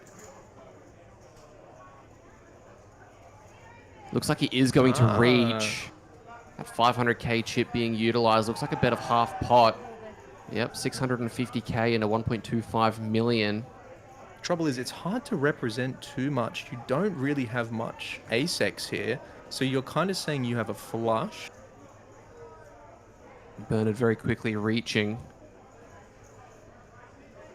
He's reaching for a scary amount of those green chips, but I don't think he's going to do anything other than call, and in it goes. So the pot ballooning out to 2.5 million. What will the river bring? It is the 8 of clubs, so those queen high flush. And if Chris wanted to pull a bluff off, this would be an inopportune time to go for it. That is one of those scare cards that people do like to bluff. Given how short Troy and Phil are, if Bernard gets jammed on here, obviously he's probably going to be finding the call, but for just a moment he's going to feel sick to his stomach, right? Yeah, I mean, this hand could be completely different if that black king was the different suit. And Bernard would be losing a huge pot. But I think... Oh, he's going for the lead, which, you know, could be a good thing against his 10x that he could potentially milk from. But the trouble with this sort of lead is you can just make your opponent fold 0 equity like the king 7. Yeah, and you can see Chris kind of shifts in his seat. And I wonder what would have happened had Bernard just checked it over as played. We're going to continue on. Both Phil and Troy hovering well below 8 bigs. The other two north of 20. As it actually looks like, it sounds like, sorry, the blinds have actually just ticked up once more. So Troy and Phil are going to be even shorter to the extent that... Is Phil going to be forced for most of his chips here in the big blind? Again, guys, if you have any questions, please send them through. It's actually a great fold from Troy with the king 6 offsuit in the button before, because now Phil's going to pay the big blind. He's only going to have about 0.7 big blinds behind, so it's much more likely that he's going to be going all in here. And Troy gets to get a nice juicy ladder, free 3k or 4k or so. Let me see that Troy just instantly snap folds the 6-5, folding around to Bernard. 9-3 offsuit on the button. He does have the gleam in his eye. Yeah, he looked like he wants to get involved, but a second check of the cards and decides against it. It's hard Is to know this what he's an going to do. is this an any 2 spot from Chris? Based on how Phil's been calling, I would say I would go all in with any 2 here. Looks like he's going to try and limp. He calls for 4 points. That's spicy. When you say spicy, is that the same way that I say interesting, and that it's probably just not the best way to go? It's not even. I don't think it's bad at all. I think that Really? versus some Really? players. Do you agree over here? You don't think it's bad at all? Obviously, I'm out of my depth. This is your realm, boys. I just want to see what you both think. Oh, okay. No, he was just putting his No, blind in. he was just Okay. putting his blind in. I was gonna Looks like he say- does jam. Yeah, I was gonna say when we're covering for what is still a 7k bounty, and we've seen Phil kind of fold in spots. I mean, I just take any two. Yeah. Personally. Yeah. Well, we're going to see if he's going to get a better hand to fold, and he does. Down goes the Queen Deuce offsuit. Yeah, against some really passive players, you can limp those really garbage hands. The flop's going to come out. 66% of the time, your opponent's going to miss. You just take a cheeky 1 big blind stab and take it down. It is a good strategy as well, but I prefer the jam there, which he did. Actually, one thing that we haven't touched on is what you would be doing as the chip leader in this spot. If you were sitting here in Bernard or Chris's shoes, how would you approach this 4-handed way to play? I think we'll actually go with Chris because he's in position to the other large stack. What would be your strategy from here? Yeah, I'd be trying to raise as much as possible. And I don't think there's been too much battling between the big stacks. So I would just be trying to min raise, like even a hand like 9-8 off, you could min raise here and try and hunt. Oh, like he is doing. Nice. And Well, there he's you gonna- Yeah. Now Phil and Troyan are a little bit of a stalemate here, where they both want to try and get a ladder, so fold more hands. In goes the Not the ace-5. ace-5. And it's actually good time for Phil because the 9 does get folded from Troy. So we're going to see a run out here. I'm getting Yeah, and my we see words that this mixed. hand has 41% equity, and it can win a bounty as well. So that's the merit in raising these sorts of hands. Let's see what can happen. Bernard with an opportunity to get us 3-handed. Couple 3s and 6 doesn't help. Phil needs to hold on. 9 on the turn as that bounty is getting waved to the direction of Bernard. And he locates that KO. And Phil Stamler is eliminated in 4th position for $11,440. He has picked up quite a few bounties of his own, though, so he's going to be taking home more than that. But Troy's going to be loving that outcome. Yeah, absolutely. Yeah, it looks like from what we've seen so far, Bernard's really adapted to the mystery bounty format pretty well. We've seen him do some wider open covering. We've seen him do some pretty nice plays in general. And it looks like he's got a fair idea of like what to be in certain spots. Yeah, I concur. And he's been playing very unorthodox too, which, like, I haven't been able to guess many of his decisions as well, especially in the earlier stages of me joining the call, which is good. It has a lot of merit to it because you got that unpredictability. We've picked a really good day to Ooh, hang on a second. have the camera live stream on our alternate channel as well. Troy and Chris are going to get in. Jack, he's going to feel gross about the fact that he's running Ace-Jack into Ace-King, 3 big blinds effective. That's not fair. Yeah, Ace-Jack just feels like the nuts here. Poor Troy. Divine asking, is that the Happy Whale and Lachlan Crilly in the booth? Do we have a pseudonym nickname that we can call you Crilly, or are we just going to keep that a secret now? Not really. I mean, Krill Dog, maybe maybe? Krill Dog. Dog? Yeah. Actually, that reminds me, after this hand concludes, I'll get you guys to plug all of your social.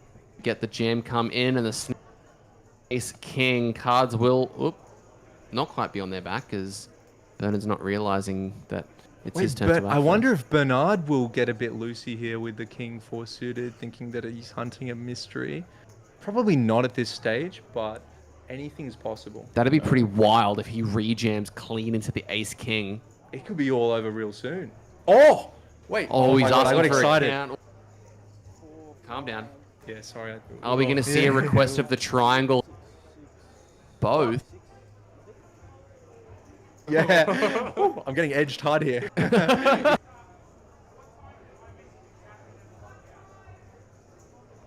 Counting out his stack. He is the covering stack. So if he jams and knocks out both players, he's going to take all of the bounties for himself.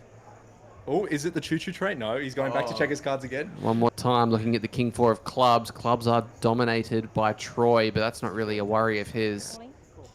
Oh, he does jam. He jams. All aboard. And Chris wastes no time. A three-way all-in ace-king against ace-jack and king-4. Bernard with an opportunity to win it right now. He is only going to win it 19% of the time. Chris is the favorite. Troy needs to find a jack to stay alive. Otherwise, we will be heads up. And Chris would have a gigantic chip lead going into that heads-up battle. But we need to see all 5 cards first. Anything can happen. Very dreamy spot for Chris. He's essentially facing Jack 4 in an all-in for it all. Ace king versus king 4. The glory, the money, The the trophy. fame, the ladies. Maybe not the last one so much. I think they don't like gambling. But anyway, off to the floor. I don't like gambling. You got in king 4. Come on, baby, let's go. Or are you talking about Chris not liking? Oh, no. The ladies. Oh, the ladies. Flop a 4. As we see. Oh! My goodness. Bernard, you luck box. What a flop. Yes! Oh, And the spades. Hold on a Ace second. spade, ace of spades could be here. The river card is a 10. Oh, it's over. And It's it all is over, baby. all over. All over, baby. Bernard takes the tournament down with a foul swoop. A double KO to And 2 collect booties. the 7K and 1,500 bounty. And ladies and gentlemen, that is it. We're not going to have any more coverage. Troy Sweet in third. Chris coming in second, but Bernard is the victor. Takes home all the biscuits. My name is Jordan Bromley. Malcolm, Crilly, thanks for joining us. Anything you want to say before we get out of here? No, thanks for having me so much. I had a blast. And yeah, I'd like to, if you like gambling, check out Happy Whale Punts, or my Happy Whale Instagram channel is going to have some actual poker content coming soon, not just gambling. So stay tuned. Yeah, thank you, Jordan. Definitely check out Happy Well Punts. Happy Well as well. He's got great content. If you guys want to follow along with my series or future series, KrillDog10 on Instagram, give it a follow. And for myself, at Jordan Bromley Poker on Instagram. Don't forget to follow the Australian Poker League on Facebook. Subscribe to the Play APL YouTube and follow Play APL on Twitch. That's all for now for us, guys. We'll be back tomorrow for coverage of the 2K High Roller PLO after many people wanting to see a different variant of poker other than Hold'em. We're going to bring that one back. So for now, have a fantastic night, and we'll see you tomorrow for the 2K PLO High Roller. Catch you guys. Good night.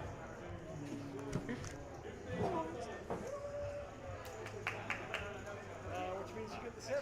I get the 7? Yeah. He just gets what's left.